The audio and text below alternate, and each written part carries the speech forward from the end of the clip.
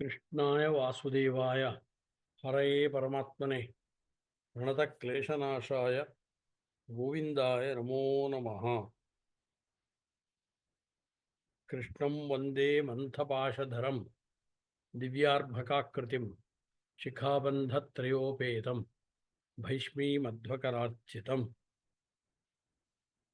यत्र योगेश्वरः कृष्णो यत्र पार्थो धनुर्धरः तत्र श्रीर्विजयो भूतिः ध्रुवानीतिर्मतिर्मम। येनाहमिह दुर्मार्गात् उद्धृत्य अभिनिवेशता सम्यक् श्री वैष्णवे मार्गे पूर्णप्रज्ञं नमामि तम्। हरये नमः। श्री गुरुभ्यो नमः।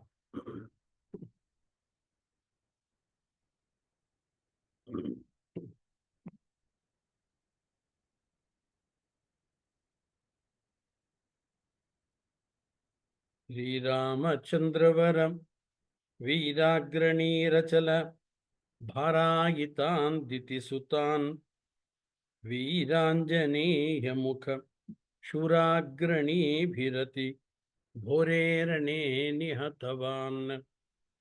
यो रावणं युधि ममाराथ लोकहित सद्राज्यभारं व्यधात् तद्राघवाङ्घ्रि कमलाराधनोत्सुकमतीरात नोतु गुरुराट्।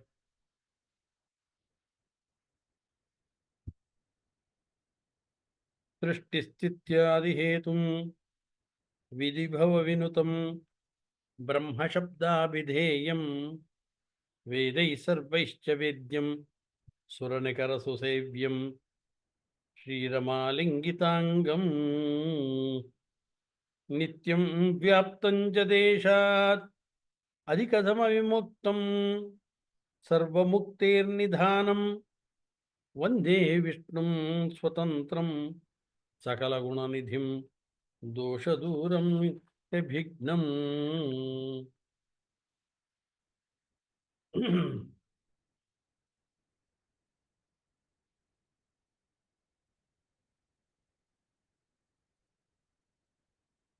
श्रीनिवासवर भक्तापाय भुजङ्गगारुडमणिः त्रैलोक्यभूषामणिः गोपीलोचन चातकाम्बुदमणिः सौन्दर्यमुद्रामणिः यः कान्तामणि रुक्मिणी घनकुचद्वन्द्वैक मालामणिः श्रेयो देवशिखामणिर्दिशतु नो गोपालचूडामणिः। श्रीश्रीनिवासचरितं श्रीं ददाति मनुजाश्रीप्रदो हि कथितः सा श्री सदा वदति तत्श्रीगुणान् परमया श्रीमुखात् धिषणया। कश्रीसुतो गदति सत्श्रीपते करुणया श्रीद वेदनिचयम् तं श्रीनिधिं भजत तां श्रीविभावनगुणश्रीं पिबाम सुखदाम्।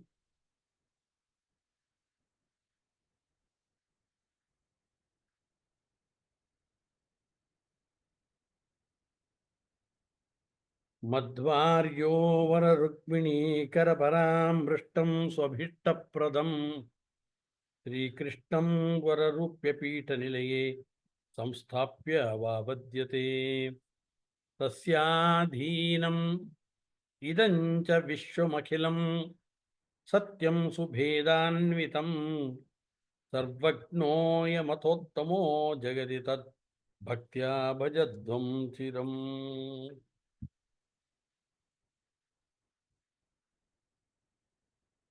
ಶ್ರೀ ವ್ಯಾಸತೀರ್ಥ ಗುರುಗಳ ಆರಾಧನೆಯ ಪ್ರಯುಕ್ತ ವ್ಯಾಸತೀರ್ಥ ವಿಶ್ವ ಪರಿಷತ್ ಅದರದ ಅಂಗವಾಗಿ ಪ್ರತಿ ವರ್ಷ ಉಪನ್ಯಾಸ ಕಾರ್ಯಕ್ರಮಗಳನ್ನು ನಾಗು ಶ್ರೀನಿವಾಸ್ ಅವರು ನಡೆಸ್ಕೊಂಡು ಬರ್ತಾ ಇದ್ದಾರೆ. ಅದು ನಮ್ಮೆಲ್ಲ ಕೂಡ ತಿಳಿದಂಥ ವಿಚಾರ. ಶ್ರೀ ವ್ಯಾಸರಾಜ ಗುರು ಸಾರ್ವಭೌಮರ ಬಗ್ಗೆ ಅವರ ಆರಾಧನೆ, ಪೂರ್ವಾರಾಧನೆ, ಉತ್ತರಾರಾಧನೆ, ಮಧ್ಯಾರಾಧನೆ ಈ 3 ದಿನಗಳಲ್ಲಿ ಮಾತ್ರ ಸ್ಮರಣೆ ಮಾಡೋದು ಅಲ್ಲ.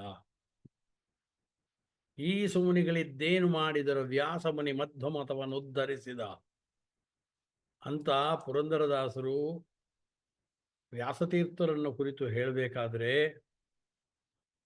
ಮಧ್ವಮತವನ್ನು ಉದ್ಧಾರ ಮಾಡಿದ ವ್ಯಾಸತೀರ್ಥರ ಅವರು ಮಾಡಿದ ಉಪಕಾರದ ಸ್ಮರಣೆ ಇದು 3 ದಿನಕ್ಕೆ ಮಾತ್ರ ಸಂಬಂಧಪಟ್ಟದ್ದಲ್ಲ, ಪ್ರತಿನಿತ್ಯವೂ ಕೂಡ ಅವರ ಸ್ಮರಣೆಯನ್ನು ಮಾಡಿಕೊಳ್ಬೇಕು.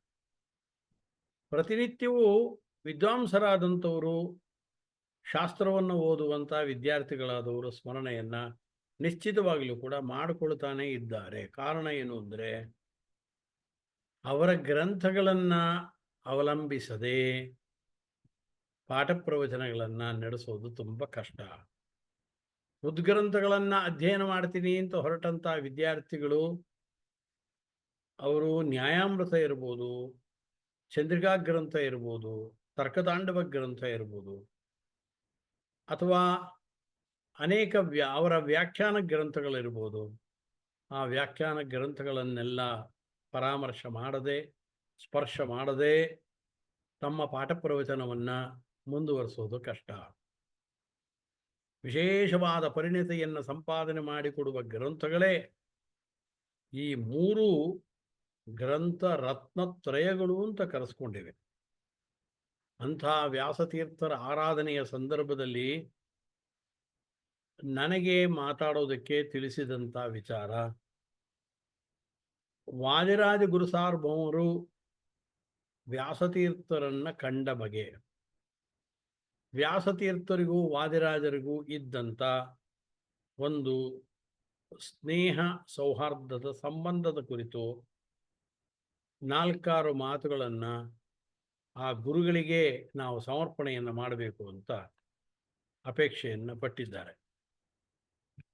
ತುಂಬ ಸ್ವಾರಸ್ಯಕರವಾದ ವಿಚಾರ ಅಂದರೆ, ವ್ಯಾಸತೀರ್ಥರ ಆರಾಧನೆ ಆ ದೃಷ್ಟಿಯಿಂದ ಈ ವಿಷಯವನ್ನು ಮಾತಾಡ್ತಾ ಇದ್ದರೆ ಇದು ವ್ಯಾಸತೀರ್ಥರ ಆರಾಧನೆಯ ಪ್ರಯುಕ್ತ ಅಂತಲ್ಲ, ವಾದಿರಾಜರ ಆರಾಧನೆಯ ಪ್ರಯುಕ್ತವೂ ಆಯಿತು. ಕಾರಣ, ವಾದಿರಾಜರ ಆರಾಧನೆ ಆದ ಮಾರನೆಯ ದಿನವೇ ವ್ಯಾಸತೀರ್ಥರ ಆರಾಧನೆ. ಆದ್ದರಿಂದ ವ್ಯಾಸತೀರ್ಥರ ವಾದಿರಾಜರ ಪರಸ್ಪರ ಅನ್ಯೋನ್ಯವಾದ ಸಂಬಂಧವನ್ನು ಕುರಿತು ಮಾತನಾಡಿದಾಗ ಅದು ವಾದಿರಾಜರ ಸ್ಮರಣೆಯೂ ಆಯಿತು, ವ್ಯಾಸತೀರ್ಥರ ವಿಶೇಷವಾದ ಸ್ಮರಣೆಯೂ ಆಯಿತು. ಈರ್ವರು ಮಹಾಗುರುಗಳ ಅನುಗ್ರಹವನ್ನು ಸಂಪಾದನೆ ಮಾಡಿಕೊಡ್ತಕ್ಕಂಥ ಒಂದು ಶುಭವಾದ ಒಂದು ಉಪನ್ಯಾಸವಾಗುತ್ತಿದೆ. ಆ ದೃಷ್ಟಿಯಿಂದ ವಾದಿರಾಜರು ಭಾವಿ ಸಮೀರರಾಗಿರ್ತಕ್ಕಂಥ ಲಾತವ್ಯರು ಅಂತ ಕರೆದರು. ಅಂಥ ವಾದಿರಾಜರು ಕೂಡ ಅಪರೋಕ್ಷಜ್ಞಾನಿಗಳಾದಂಥವರು. ಅಂತಹ ವಾದಿರಾಜರು ವ್ಯಾಸರಾಜರ ಶಿಷ್ಯತ್ವವನ್ನು ವಹಿಸಿಕೊಂಡು ಅವರು ವಿಶೇಷವಾಗಿ ಅಧ್ಯಯನವನ್ನು ಮಾಡಿ, ಆನಂತರದಲ್ಲಿ ನಮ್ಮ ದ್ವೈತ ಮತದ ದುಂದುಬಿಯನ್ನು ಬೆಳಗಿದ ಮಹಾ ಜ್ಞಾನಿಗಳು ಅಂತ ಕರೆಸ್ಕೊಂಡವರ ಸಾಲಿನಲ್ಲಿ ಅಗ್ರ ಸರತಿಯಲ್ಲಿ ನಿಲ್ಲುವ ದೊಡ್ಡ ಯತಿಗಳು ಶ್ರೀ ವಾದಿರಾಜರು. ಆದ್ದರಿಂದ ವ್ಯಾಸತೀರ್ಥರ ಬಗ್ಗೆ ಎಷ್ಟು ಹೇಳಿದರೂ ಕಡಿಮೆನೇ, ವಾದಿರಾಜರ ಬಗ್ಗೆ ಎಷ್ಟು ಹೇಳಿದರೂ ಕಡಿಮೆನೇ. ಗ್ರಾಂಥಿಕವಾಗಿ ಅವರು ಮಾಡಿರುವಂಥ ಉಪಕಾರ, ಆ ಕಾಲದಲ್ಲಿ ಅವರು ಮಾಡಿದಂಥ ಅನೇಕ ಪವಾಡಗಳು ಒತ್ತಟ್ಟಿಗಿದೆ. ಅದು ಈ ಕಾಲದಲ್ಲಿ ಆ ಪವಾಡಗಳು ನಮಗೆ ಆ ಪವಾಡಗಳನ್ನು ನೆನಪು ಮಾಡಿಕೊಳ್ಬೋದಷ್ಟೇ. ಈಗ ಅವರ ವೃಂದಾವನದ ಸೇವೆಯಿಂದ, ಅವರ ಅನುಗ್ರಹದಿಂದ ಈಗಲೂ ಕೂಡ ಪವಾಡಗಳನ್ನು ಮಾಡಿಸ್ಕೊಳ್ಬೋದು. ಆದರೆ ನಿರಂತರವಾಗಿ ಪ್ರತಿನಿತ್ಯದಲ್ಲೂ ಕೂಡ ಶ್ರೀಮದ್ ಆಚಾರ್ಯರ ಸಿದ್ಧಾಂತದ ಜ್ಞಾನವನ್ನು ನಮಗೆ ತುಂಬುವಲ್ಲಿ ವ್ಯಾಸತೀರ್ಥರು ಮಾಡಿದ ಗ್ರಂಥಗಳು, ವಾದಿರಾಜ ಗುರುಗಳು ಮಾಡಿದ ಗ್ರಂಥಗಳು ಪೂರ್ಣ ರೀತಿಯಲ್ಲಿ ನಮಗೆ ಉಪಕಾರವನ್ನು ಮಾಡ್ತಾ ಇದೆ. ಇದರಲ್ಲಿ ಯಾವುದೇ ವಿಧವಾದಂಥ ನಾವು ಸಂದೇಹವನ್ನು ಮಾಡಿಕೊಳ್ಬೇಕು ಅಂತಿಲ್ಲ ಹೇಳೋದಕ್ಕೆ. ಆದ್ದರಿಂದ ಅಂತಹ ವಾದಿರಾಜರು, ವ್ಯಾಸತೀರ್ಥರು, ಪುರಂದರದಾಸರು, ಕನಕದಾಸರು, ಗೋವಿಂದ ಒಡೆಯರು, ಕುಮಾರವ್ಯಾಸ, ಎಷ್ಟು ಜನ ಇವರೆಲ್ಲರೂ ಕೂಡ ಏಕಕಾಲದಲ್ಲಿ ಸಮ್ಮಿಳಿತರಾಗಿದ್ದರು ಅಂದರೆ ನಿಜವಾಗ್ಲೂ ಕೂಡ ಆ ಕಾಲ ಮಧ್ವಮತದ ಒಂದು ಸುವರ್ಣ ಯುಗ ಅಂತ ಭಾವಿಸ್ಕೋಬೋದು. ಇಷ್ಟು ಜನ ಜ್ಞಾನಿಗಳು ಒತ್ತೊಟ್ಟಿಗೆ ಸೇರಿಕೊಂಡು ಶ್ರೀಮದ್ ಆಚಾರ್ಯರ ಸಿದ್ಧಾಂತವನ್ನು ಪ್ರಸಾರ ಮಾಡ್ತಾ ಇದ್ದರು ಅಂದರೆ ವಿಜಯೇಂದ್ರರಿದ್ದಾರೆ, ಅಲ್ಲಿ ಸುರೇಂದ್ರ ತೀರ್ಥರಿದ್ದಾರೆ, ವಿಜಯೇಂದ್ರರಿದ್ದಾರೆ, ಸುಧೀಂದ್ರ ತೀರ್ಥರಿದ್ದಾರೆ, ಇಷ್ಟು ಜನ ಜ್ಞಾನಿಗಳು ಒಟ್ಟಿಗೆ ಇದ್ದಾರೆ. ಇದಲ್ಲದೆ ವಿವಿಧ ಮಾಧ್ವಪೀಠಗಳ ಅನೇಕ ದೊಡ್ಡ ದೊಡ್ಡ ಯತಿಗಳು ಆ ಸಂದರ್ಭದಲ್ಲಿ ಇದ್ದರು. ಆದ್ದರಿಂದ ಇದೊಂದು ದೊಡ್ಡ ಸುವರ್ಣ ಯುಗ ಅಂತ ನಾವು ನಿಶ್ಚಿತವಾಗಲೂ ಕೂಡ ಕರಿಬಹುದು. ಅದರಿಂದ ಈ ಸಂದರ್ಭದಲ್ಲಿ ವ್ಯಾಸತೀರ್ಥರನ್ನ ಕುರಿತಾಗಿ ಶ್ರೀ ವಾದಿರಾಜ ಗುರುಗಳು ಅವರು ಯಾವ ರೀತಿಯಲ್ಲಿ ಪ್ರತಿಕ್ರಿಯೆಯನ್ನು ಮಾಡಿದ್ರು ಅಂತ ಮೊದಲು ಸಂಕ್ಷೇಪವಾಗಿ ಸ್ವಲ್ಪ ತಿಳಿಸಿ, ಅನಂತರದಲ್ಲಿ ವ್ಯಾಸತೀರ್ಥರ ಅನೇಕ ವಿಶಿಷ್ಟವಾದ ವಿಚಾರಗಳನ್ನು ಸ್ವಲ್ಪ ಮಟ್ಟಿಗೆ ಪ್ರಸ್ತುತವನ್ನು ಅನಂತರ ಪಡಿಸ್ತೇನೆ. ಅನೇಕ ಜನ ವಾದಿರಾಜರು ವ್ಯಾಸರಾಜರ ಶಿಷ್ಯರಲ್ಲಿ ಅಗ್ರಗಣ್ಯರಾಗಿದ್ದರು ಅಂತ ಇದು ತುಂಬ ಪ್ರಸಿದ್ಧವಾದಂಥ ವಿಚಾರ. ಆದರೆ ಅನಂತರ ಕಾಲದಲ್ಲಿ ಬರ್ತಾ ಬರ್ತಾ ಬರ್ತಾ ವಾದಿರಾಜರ ಬಗ್ಗೆ ಹೆಮ್ಮೆಯನ್ನು ಪಡಬೇಕು, ನಿಜ ಇಲ್ಲ ಅಂತಲ್ಲ. ವಾದಿರಾಜರು ದೊಡ್ಡ ಜ್ಞಾನಿಗಳು, ಅವರ ಬಗ್ಗೆ ಅವರು ಹೀಗೋ ಹಾಗೋ ಅಂತ ಮಾತಾಡುವ ಒಂದು ಸಣ್ಣ ಮಟ್ಟಿನ ಯೋಗ್ಯತೆಯೂ ಕೂಡ ನಮ್ಮಂಥವರಿಗೆ ಇರೋದಿಲ್ಲ. ಆದರೂ ವ್ಯಾಸರಾಜರು ಮತ್ತು ವಾದಿರಾಜರ ಅನ್ಯೋನ್ಯವಾದ ಗಾಢವಾದ ಏನು ಸ್ನೇಹ ಸಂಬಂಧ ಇತ್ತು, ಆ ಸಂಬಂಧವನ್ನು ಅದನ್ನು ಬೇರ್ಪಡಿಸುವಂತೆ ಕೆಲವೊಂದು ಹೇಳಿಕೆಗಳನ್ನು ಕೊಟ್ಟು ವಾದಿರಾಜರು ವ್ಯಾಸರಾಜರ ಶಿಷ್ಯರೇ ಆಗಿರಲಿಲ್ಲ ಅಂತ ತಮ್ಮ ಮೂಗಿನ ನೇರಕ್ಕೆ ವಾದಗಳನ್ನು ಮಂಡಿಸೋದಕ್ಕೆ ಪ್ರಾರಂಭ ಮಾಡಿ ತಾವೇನೋ ವಾದಿರಾಜರನ್ನು ದೊಡ್ಡವರನ್ನಾಗಿ ಮಾಡಿಬಿಡ್ತೀವಿ ಅಂತ ಭಾವಿಸ್ಕೊಳ್ಳೋರು ಇದ್ದಾರೆ.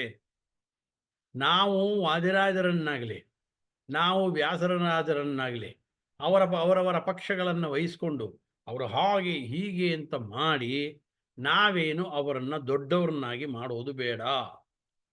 ಅವರು ಎಂದೆಂದೂ ದೊಡ್ಡವರೇ, ಅವರನ್ನು ಚಿಕ್ಕವರು ಮಾಡೋದಕ್ಕೆ ಯಾರ ಕೈಲೂ ಸಾಧ್ಯವಿಲ್ಲ. ಅಷ್ಟು ದೊಡ್ಡವರಾಗಿರತಕ್ಕಂಥವ್ರನ್ನ ಸ್ಮರಣೆ ಮಾಡಿದ್ದರಿಂದ ನಾವು ದೊಡ್ಡವರಾಗ್ಬೋದು ಅಷ್ಟೇ ಹೊರತು ಅವರನ್ನೇನೋ ತಾವು ವಾದ ಮಾಡಿ ದೊಡ್ಡವರು ಮಾಡಿಬಿಡ್ತೀವಿ, ಈ ಭ್ರಾಂತಿ ಎಂದೂ ಕೂಡ ನಮಗೆ ಬರಬಾರದು. ಆ ದೃಷ್ಟಿಯಿಂದ ಅನೇಕ ಜನ ಕೇಳೋದಿದೆ. ಅದಕ್ಕೆ ವಾದಿರಾಜರು 1480ರಿಂದ 1600ವರೆಗೆ ಇದ್ದಂಥವ್ರು, ಕಾಲದಲ್ಲಿ ಏನು ವ್ಯತ್ಯಾಸ ಆಗೋದಿಲ್ಲ. ಆದ್ದರಿಂದ ವಾದಿರಾಜರು ಬಂದು ವ್ಯಾಸರಾಜರನ್ನು ಭೇಟಿಯಾಗಿದ್ದಾರೆ. ಅನೇಕ ವರ್ಷಗಳ ಕಾಲ ಹಂಪೆಯಲ್ಲಿ ಅವರು ನೆಲೆಸಿದ್ದಾರೆ. ವ್ಯಾಸರಾಜರು 1466ರಿಂದ 1539ರವರೆಗೆ ಅವರು ಇದ್ದಂಥವರು. ಆದ್ದರಿಂದ ಪೀಠಾಧಿಪತ್ಯದಲ್ಲಿ ಕಂಗೊಳಿಸಿದಂಥವರು. ಆದ್ದರಿಂದ ಆ ಸಂದರ್ಭದಲ್ಲಿ ಅವರು ವ್ಯಾಸರಾಜರ ನಿಕಟವಾಗಿ ಅವರ ಶಿಷ್ಯತ್ವವನ್ನು ವಹಿಸಿದರು ಅಂತ ಹೇಳಿದ್ರೆ ಏನು ತಪ್ಪಾಗಲಾರದು. ಕಾರಣ ಏನು ಅಂದರೆ ಅವರು ಶಿಷ್ಯರಾಗಿದ್ದರೋ ಇಲ್ಲೋ, ನಾವು ಅವರು ಶಿಷ್ಯತ್ವ ವಹಿಸಿದ್ದಾರೆ ಅಂತ ನಾವು ಹೇಳೋದು ಅಲ್ಲ.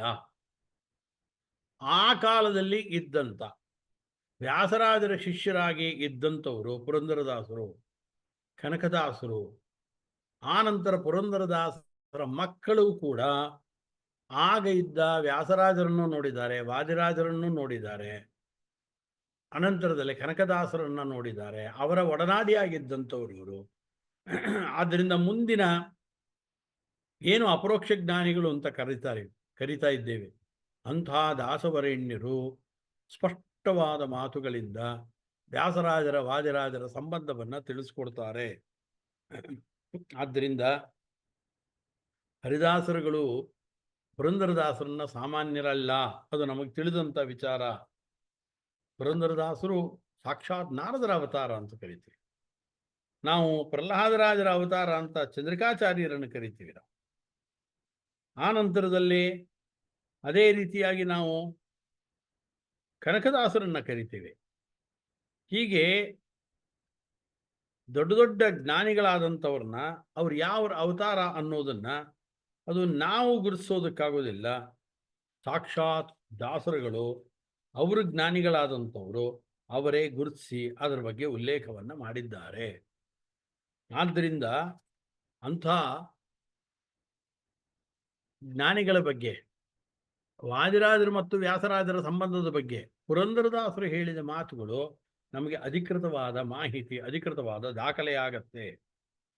ಆದ್ದರಿಂದ ಈ ಸಂದರ್ಭದಲ್ಲಿ ಆ ಬಗ್ಗೆ ಒಂದು 4-6 ವಿಚಾರಗಳನ್ನು ತಿಳಿಸ್ತಾ ಇದ್ದೇನೆ. ಪುರಂದರದಾಸರು ತಮ್ಮ ಮಾತುಗಳಲ್ಲಿ ಅವರು ಹೇಳುವಂಥ ಕಾಲದಲ್ಲಿ ಪುರಂದರದಾಸರಂತೂ ವ್ಯಾಸರಾಜರನ್ನು ಕುರಿತು ಮನಮುಟ್ಟುವಂತೆ ತುಂಬ ಆನಂದದಿಂದ, ಜೊತೆಗೆ ತುಂಬ ಕೃತಜ್ಞತೆಯಿಂದ ಅವರು ವ್ಯಾಸರಾಜರನ್ನ ಸ್ಮರಣೆ ಮಾಡ್ತಾರೆ. ವ್ಯಾಸರಾಜರು ಇಲ್ಲದೆ ಹೋಗಿದ್ದರೆ ತಮ್ಮ ಜೀವನ ಏನಾಗ್ತಿತ್ತು ಅಂತ ಪುರಂದರದಾಸರು ಸ್ಪಷ್ಟವಾದ ಮಾತುಗಳಲ್ಲಿ ತಿಳಿಸ್ತಾರೆ. ಆದ್ದರಿಂದ ಅಂತ ಪುರಂದರದಾಸರ ಈ ಮಾತುಗಳನ್ನು ಈ ಸಂದರ್ಭದಲ್ಲಿ ಉಲ್ಲೇಖವನ್ನು ಮಾಡ್ತಾ ಇದ್ದೇನೆ. ಮಾಡಿ ಅಷ್ಟೇ ಅಲ್ಲ, ಮುಂದೆ ಬರತಕ್ಕಂಥ ಪ್ರಸನ್ನ ವೆಂಕಟದಾಸರಿರ್ಬೋದು, ಗೋಪಾಲ ವಿಠಲ ಗೋಪಾಲದಾಸರಿರ್ಬೋದು, ಅನೇಕ ದಾಸರುಗಳು ಈ ಬಗ್ಗೆ ನಮಗೆ ವಿಶೇಷವಾದ ಮಾಹಿತಿಗಳನ್ನು ಅವರು ನೀಡ್ತಾ ಇದ್ದಾರೆ. ಜೊತೆಗೆ ವ್ಯಾಸರಾಜರ ವೈಭವವನ್ನು, ಅವರ ವ್ಯಕ್ತಿತ್ವವನ್ನು, ಅವರ ಶಿಷ್ಯರಾದಂಥ ವಾದಿರಾಜರಿರ್ಬೋದು, ಪುರಂದರದರು, ಕನಕದಾಸರು, ಇವರುಗಳು ವರ್ಣನೆ ಇರ್ಬೋದು, ನಂತರ ಬಂದಂಥ ಕವಿಗಳಿರ್ಬೋದು, 100 ಜನ ಯತಿಗಳ ಶಿಷ್ಯರಿದ್ದರು ಅಂತ ಹೇಳ್ತಾರೆ, 1000 ಜನ ವಿದ್ಯಾರ್ಥಿಗಳಿದ್ದರು ಅಂತ ತಿಳಿಸ್ತಾರೆ. ಆದ್ದರಿಂದ ಈ ಶಿಷ್ಯ ಪರಂಪರೆಯವರು ತಮ್ಮ ಗುರುಗಳನ್ನು ಹೊಗಳುವಂಥದ್ದು ಒಂದು ವಿಚಾರ. ಆದರೆ ವ್ಯಾಸರಾಜರನ್ನ ತಿದ್ದಿ ತೀಡಿ ಒಬ್ಬ ವ್ಯಕ್ತಿಗಳನ್ನಾಗಿ ಮಾಡಿ ದೊಡ್ಡ ಜ್ಞಾನಿಗಳನ್ನಾಗಿ ಮಾಡಿದಂಥವರು ಶ್ರೀಪಾದರಾಜರು. ಅಂಥ ಶ್ರೀಪಾದರಾಜರೇ ವ್ಯಾಸರಾಜರ ಬಗ್ಗೆ ಮುಕ್ತ ಕಂಠದಿಂದ ಹೊಗಳ್ತಾ ಇದ್ದಾರೆ ಎಂದ ಮೇಲೆ ವ್ಯಾಸರಾಜರ ವ್ಯಕ್ತಿತ್ವದ ಬಗ್ಗೆ ನಾವು ನೀವು 4 ಜನ ಏನು ಹೇಳ್ಬೋದು? ಆದ್ದರಿಂದ ಇದರದಾವನು ನಿನಗೆ ವ್ಯಾಸಮುನಿರಾಯ, ಈ ಧರೆಯೊಳಗೆ ಸರಿಗಾಣೆ ನಿನಗೆ ಮುನಿರಾಯ, ಇದರದಾವನು ನಿನಗೆ ವ್ಯಾಸಮುನಿರಾಯ, ನಿನಗೆ ಯಾರು ಸರಿಸಮಾನರಿದ್ದಾರೆ ಈಗ ಈ ಭೂಮಿ ಒಳಗಡೆ ಅಂತ ಹೇಳಿ ಗುರುಗಳಾದಂಥ ಶ್ರೀಪಾದರಾಜರು ವ್ಯಾಸರಾಜರನ್ನ ಹೊಗಳ್ತಾ ಇದ್ದಾರೆ. ವಾದಿತಿಮಿರ ಮಾರ್ತಾಂಡನೆಂದೆನಿಸಿ ವಾದಿ ಶರಭವೇರುಂಡ ವ್ಯಾಸ ಮುನಿರಾಯ, ಯತಿಗಳು ನಿನ್ನಂಥವರುಗಳ ಪ್ರತಿಗಾಣೆನು, ನಿನ್ನಂಥ ಯತಿಗಳನ್ನು ನಾನು ಕಾಣ್ತಾ ಇಲ್ಲ ಈ ಕ್ಷಿತಿಯೊಳಗೆ ಮುನಿರಾಯ.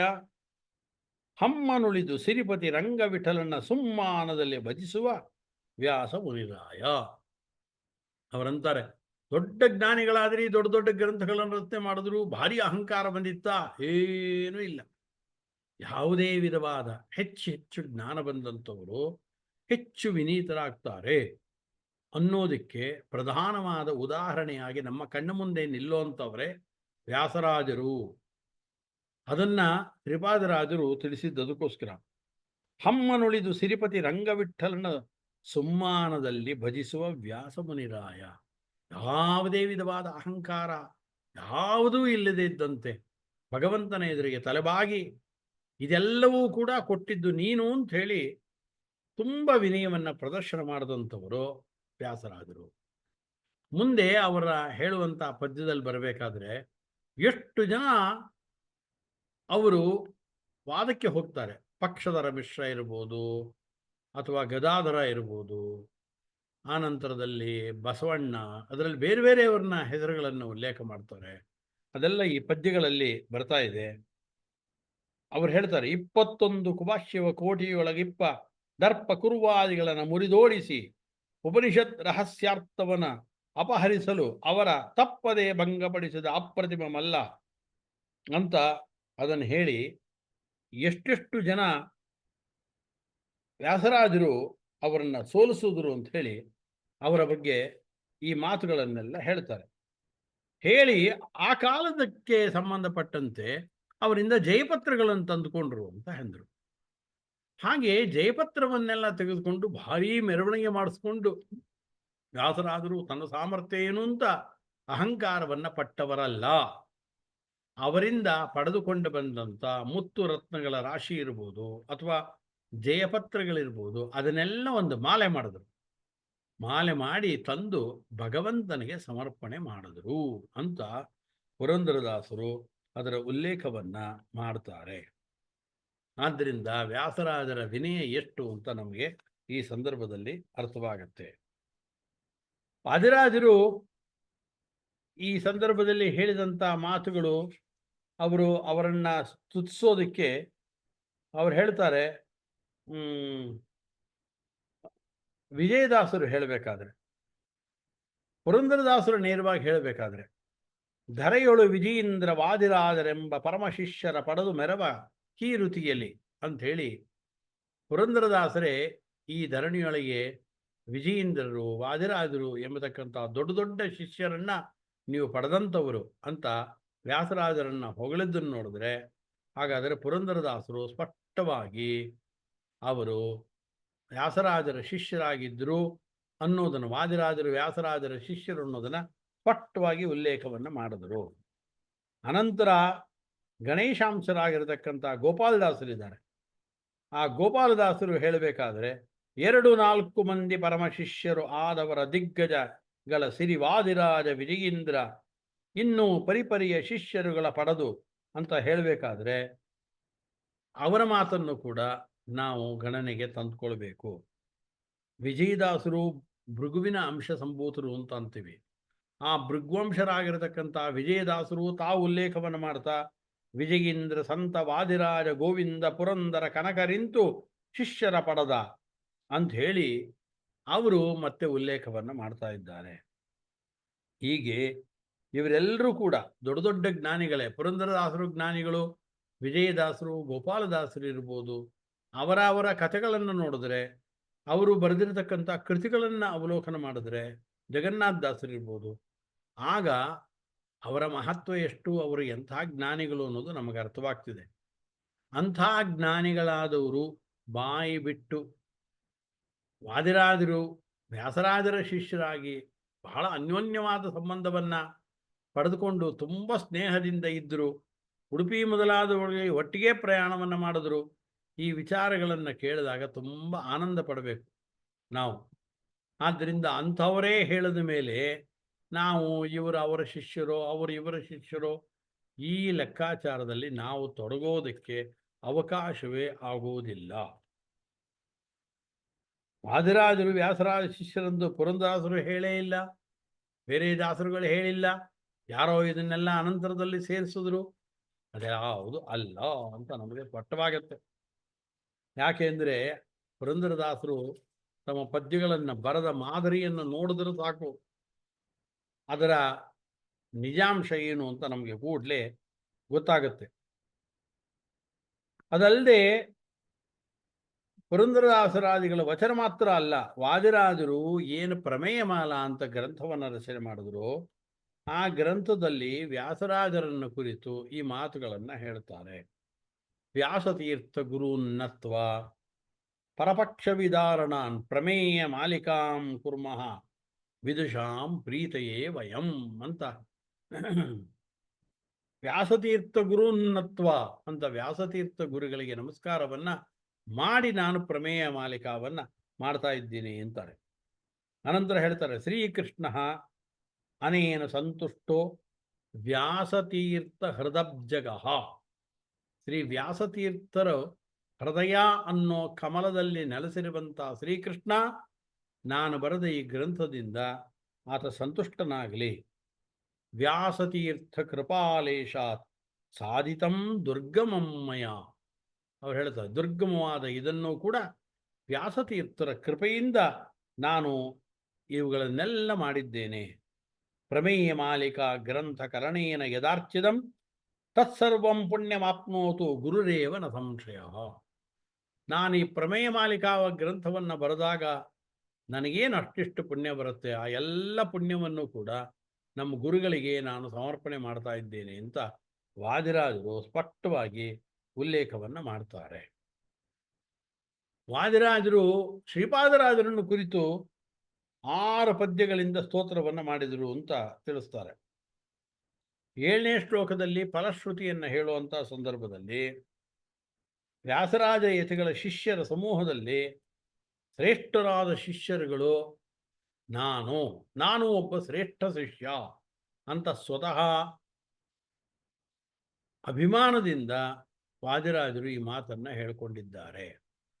ಅವರು ಹೇಳ್ತಾರೆ, ಶ್ರೀಪಾದರಾಜ ಗುಣವರ್ಣನ ಪದ್ಯ ಷಟ್ಕಂ ಶ್ರೀ ವ್ಯಾಸರಾಜ ಶಿಷ್ಯ ಗಣರ್ಷಭೇಣ. ಶ್ರೀಪಾದರಾಜರ ಗುಣಗಳನ್ನು ವರ್ಣನೆ ಮಾಡುವ 6 ಪದ್ಯಗಳ ಈ ಗುಂಪೇನಿದೆ, ಈ ಗುಂಪನ್ನು ರಚನೆ ಮಾಡಿದವರು ಯಾರು ಅಂದರೆ ವ್ಯಾಸರಾಜರ ಶಿಷ್ಯಗಳ ಗಣಗಳಲ್ಲಿ ತುಂಬ ಶ್ರೇಷ್ಠ ಅಂತ ಕರೆಸ್ಕೊಂಡಂಥ ವಾದಿರಾಜಯತಿ ನಾನು ಇದನ್ನು ರಚನೆ ಮಾಡಿದ್ದೇನೆ. ಶ್ರೀ ವಾದಿರಾಜಯತಿನ ರಚಿತಂ ಹಿದಶ್ವತ್ ಸೇವಾದರೇಣ ಪಠತಾಂ ಪ್ರಕರೋತ್ಯಭೀಕ್ಷ್ಣಂ. ಆದ್ದರಿಂದ ಇದನ್ನು ಓದುವವರಿಗೆ ಬೇಕಾದ ಎಲ್ಲ ಫಲಗಳು ದೊರಕತ್ತೆ ಅಂತ ವಾದಿರಾಜರು ಈ ಮಾತನ್ನು ತಮ್ಮ ಗ್ರಂಥದಲ್ಲಿ ತಿಳಿಸಿದರು. ಇನ್ನು ಏಕಾದಶಿ ನಿರ್ಣಯ ಅಂತ ಒಂದು ಗ್ರಂಥವನ್ನು ವಾದಿರಾಜರು ಬರೆದರು. ಅದರಲ್ಲಿ ಜಯತೀರ್ಥರು, ವಿಭುದೇಂದ್ರ ತೀರ್ಥರು, ಶ್ರೀಪಾದರಾಜರು, ವ್ಯಾಸರಾಜರು ಇವರೆಲ್ಲರನ್ನೂ ಕೂಡ ಸ್ಮರಣೆ ಮಾಡ್ತಾರೆ. ವ್ಯಾಸರಾಜರನ್ನ ಪರಮಯೋಗಿಗಳು ಅಂತ ಹೊಗಳ್ತಾರೆ. ಅದರಲ್ಲಿ ಲಕ್ಷ್ಮೀನಾರಾಯಣ ಮುನಿ ವ್ಯಾಸತೀರ್ಥಾದಿ ಯೋಗಿನಃ ಅಂತ ಅದನ್ನೆಲ್ಲ ಹೇಳ್ಕೊಂಡು ಬರ್ತಾರೆ. ಅದಲ್ಲದೆ ವಾದಿರಾಜರು ವ್ಯಾಸರಾಜರನ್ನು ಕುರಿತು ಸಂಸ್ಕೃತದಲ್ಲಿ ಮಾತ್ರ ಅಲ್ಲ, ಕನ್ನಡದಲ್ಲಿ ಪದ್ಯಗಳನ್ನು ರಚನೆ ಮಾಡಿದ ಸಂದರ್ಭದಲ್ಲಿ ಆ ದೇವರ ನಾಮಗಳಲ್ಲೂ ಕೂಡ ವ್ಯಾಸರಾಜರನ್ನ ಸ್ತೋತ್ರ ಮಾಡಿರೋದು ಕಂಡು ಬರುತ್ತೆ. ಇದು ತುಂಬ ಪ್ರಸಿದ್ಧವಾದ ಹಾಡಿದು. ವ್ಯಾಸಮುನಿರಾಯ ನಿನ್ನ ಪೆಸರುಲೇಸು ಭಾಸುರ ವಿರಕ್ತಿ ಎಂಬ ಶಶಿಮುಖಿಯರ ರಸ 21 ಕುಭಾಷ್ಯ ಕೋಟಿಯೊಳಗಡೆ ಇಪ್ಪ ದರ್ಪ ಕುವಾದಿಗಳನ್ನು ಮುರಿದೋಡಿಸಿ ಉಪನಿಷತ್ ರಹಸ್ಯಾರ್ಥವನ್ನು ಅಪಹರಿಸಲು ಅವರ ತಪ್ಪದೇ ಭಂಗಪಡಿಸಿದ ಅಪ್ರತಿಮ ಮಲ್ಲ.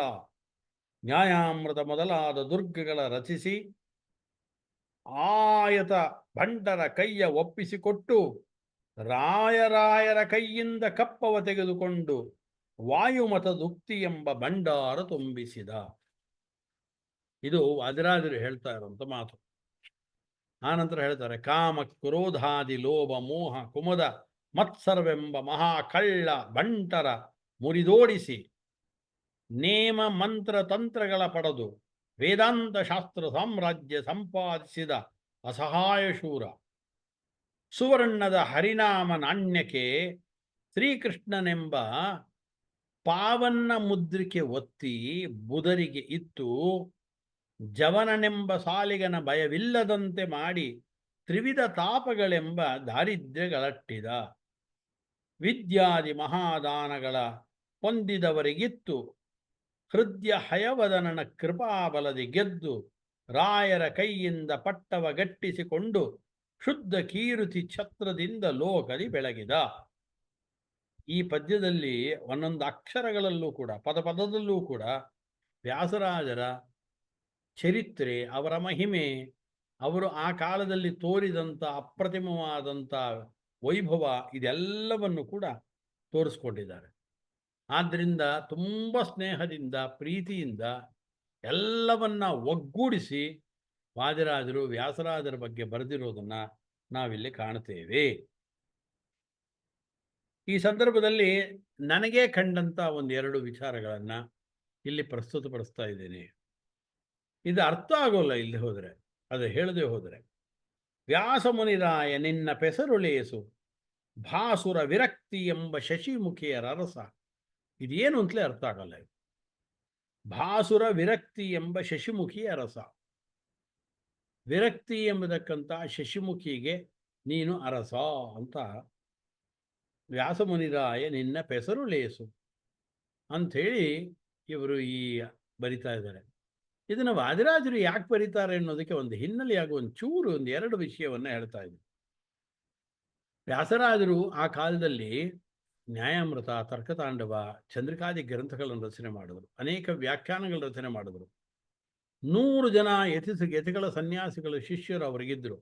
ಸಾವಿರಾರು ವಿದ್ಯಾರ್ಥಿಗಳಿದ್ದರು. ದೊಡ್ಡ ಒಂದು ಗುರುಕುಲವನ್ನು ಸ್ಥಾಪನೆ ಮಾಡಿದ್ರು. ಭಾರೀ ಅನ್ನದಾನಾದಿಗಳನ್ನು ಮಾಡ್ತಾ ಇದ್ರು. ಏನು ರಾಜರ ಆಶ್ರಯ ಅವರಿಗೆ ದೊರಕಿತು. ಕುಹಯೋಗದ ನಿಮಿತ್ತವಾಗಿ ಸ್ವಲ್ಪ ಕಾಲದಲ್ಲೇ ಕೂಡ ಅವರು ಏನು ಸಿಂಹಾಸನವನ್ನು ಏರಿದ್ರು. ಆ ನಂತರದಲ್ಲಿ ದಾನ ಧರ್ಮಾದಿಗಳನ್ನು ಮಾಡಿದ್ರು. ಅದನ್ನೆಲ್ಲ ಪುರಂದರದಾಸರು ಹೇಳ್ತಾರೆ ತಮ್ಮ ಪದ್ಯಗಳಲ್ಲಿ. ಅದಷ್ಟನ್ನೂ ಕೂಡ ಓದೋದಿಲ್ಲ ನಾನು. ಆದ್ದರಿಂದ ಸಾವಿರಾರು ಲಕ್ಷ 1 ಲಕ್ಷ ಕುಟುಂಬ ಪೊರದರು ಅಂತ ಹೇಳ್ತಾರೆ. ಆದ್ದರಿಂದ ನದಿಯ ದಡದಲ್ಲಿದ್ದಂಥ ಫಲವತ್ತಾಗಿರತಕ್ಕಂಥ ಭೂಮಿಗಳನ್ನೆಲ್ಲ ಮಹಾಜ್ಞಾನಿಗಳಾದಂಥ ವಿದ್ಯಾವಂತರಾಗಿರತಕ್ಕಂಥ ಬ್ರಾಹ್ಮಣರಿಗೆ ದಾನವನ್ನಾಗಿ ಕೊಡ್ತಾರೆ. 732 ಏನು ಹನುಮಂತನ ವಿಗ್ರಹಗಳನ್ನು ಸ್ಥಾಪನೆ ಮಾಡಿದ್ರು, ಆಂಜನೇಯನ ವಿಗ್ರಹಗಳನ್ನು. ಆ 732 ಹನುಮಂತನ ವಿಗ್ರಹಗಳನ್ನು ಪೂಜೆ ಮಾಡೋದಕ್ಕೆ 732 ಕುಟುಂಬಗಳು ಬೇಡವೆ? ಆ 732 ಕುಟುಂಬದಲ್ಲಿ ಆ ಕಾಲದಲ್ಲಿ ಒಂದೊಂದು ಮನೆಯಲ್ಲಿ 5 ಜನ 10 ಜನ ಇದ್ದರು ಅಂತಂದರೆ ಬರೀ ಒಬ್ಬರೇ ಪೂಜೆ ಮಾಡೋದಲ್ಲ, ಅವರಿಗೆ ಜೊತೆಗಾರರು ಇರ್ಬೋದು. ಆದ್ದರಿಂದ ಅದನ್ನೆಲ್ಲ ತೆಗೆದುಕೊಂಡ್ರೆ ಆ ದೇವಸ್ಥಾನವನ್ನು ಸ್ಥಾಪನೆ ಮಾಡಿದ ಮೇಲೆ ಹನುಮಂತದ್ದು ಅದರ ಪೋಷಣೆಗೋಸ್ಕರ 4-6 ಮನೆಗಳನ್ನು ಅಲ್ಲಿ ಅವರು ಇಟ್ಟಿದ್ದಾರೆ ಅಂತಂದರೆ, ಹಾಗಾದರೆ ಒಂದೊಂದು ಮನೆಯಲ್ಲಿ ಹಾಗಾದರೆ ಸಾವಿರಾರು ಜನಗಳನ್ನು ಪೋಷಣೆ ಮಾಡಿದಂಥ ಕೀರ್ತಿ ಅದು ವ್ಯಾಸರಾಜರಿಗೆ ಸಲ್ಲುತ್ತೆ. ಈ ಸಂದರ್ಭದಲ್ಲಿ ಇದನ್ನು ನೆನಪು ಮಾಡ್ಕೊಳ್ತಾ ಇದ್ದೀನಿ. ತುಂಬ ಮುಂದಾಲೋಚನೆಯಿಂದ ಈ ಕೆಲಸವನ್ನು ಮಾಡಿದಂಥವ್ರು ವ್ಯಾಸರಾಜರು.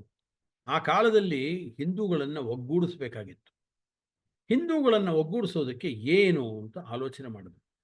ಇವರು ಮಾಡಿದ ಆಲೋಚನೆಯಿಂದ ಸ್ಫೂರ್ತಿ ಪಡೆದಂಥ ಬಾಲಗಂಗಾಧರ ತಿಲಕರು ಅನಂತರದಲ್ಲಿ ಸ್ವಾತಂತ್ರ್ಯ ಹೋರಾಟದ ಸಂದರ್ಭದಲ್ಲಿ ಬ್ರಿಟಿಷರನ್ನು ಓಡಿಸೋದಕ್ಕೆ, ಭಾರತೀಯರನ್ನು ಒಗ್ಗೂಡಿಸೋದಕ್ಕೆ ಗಣೇಶನ ಹಬ್ಬವನ್ನು ರಸ್ತೆಗಳಲ್ಲಿ ಮಾಡುವಂಥ ವ್ಯವಸ್ಥೆಯನ್ನು ಮಾಡಿದ್ರು.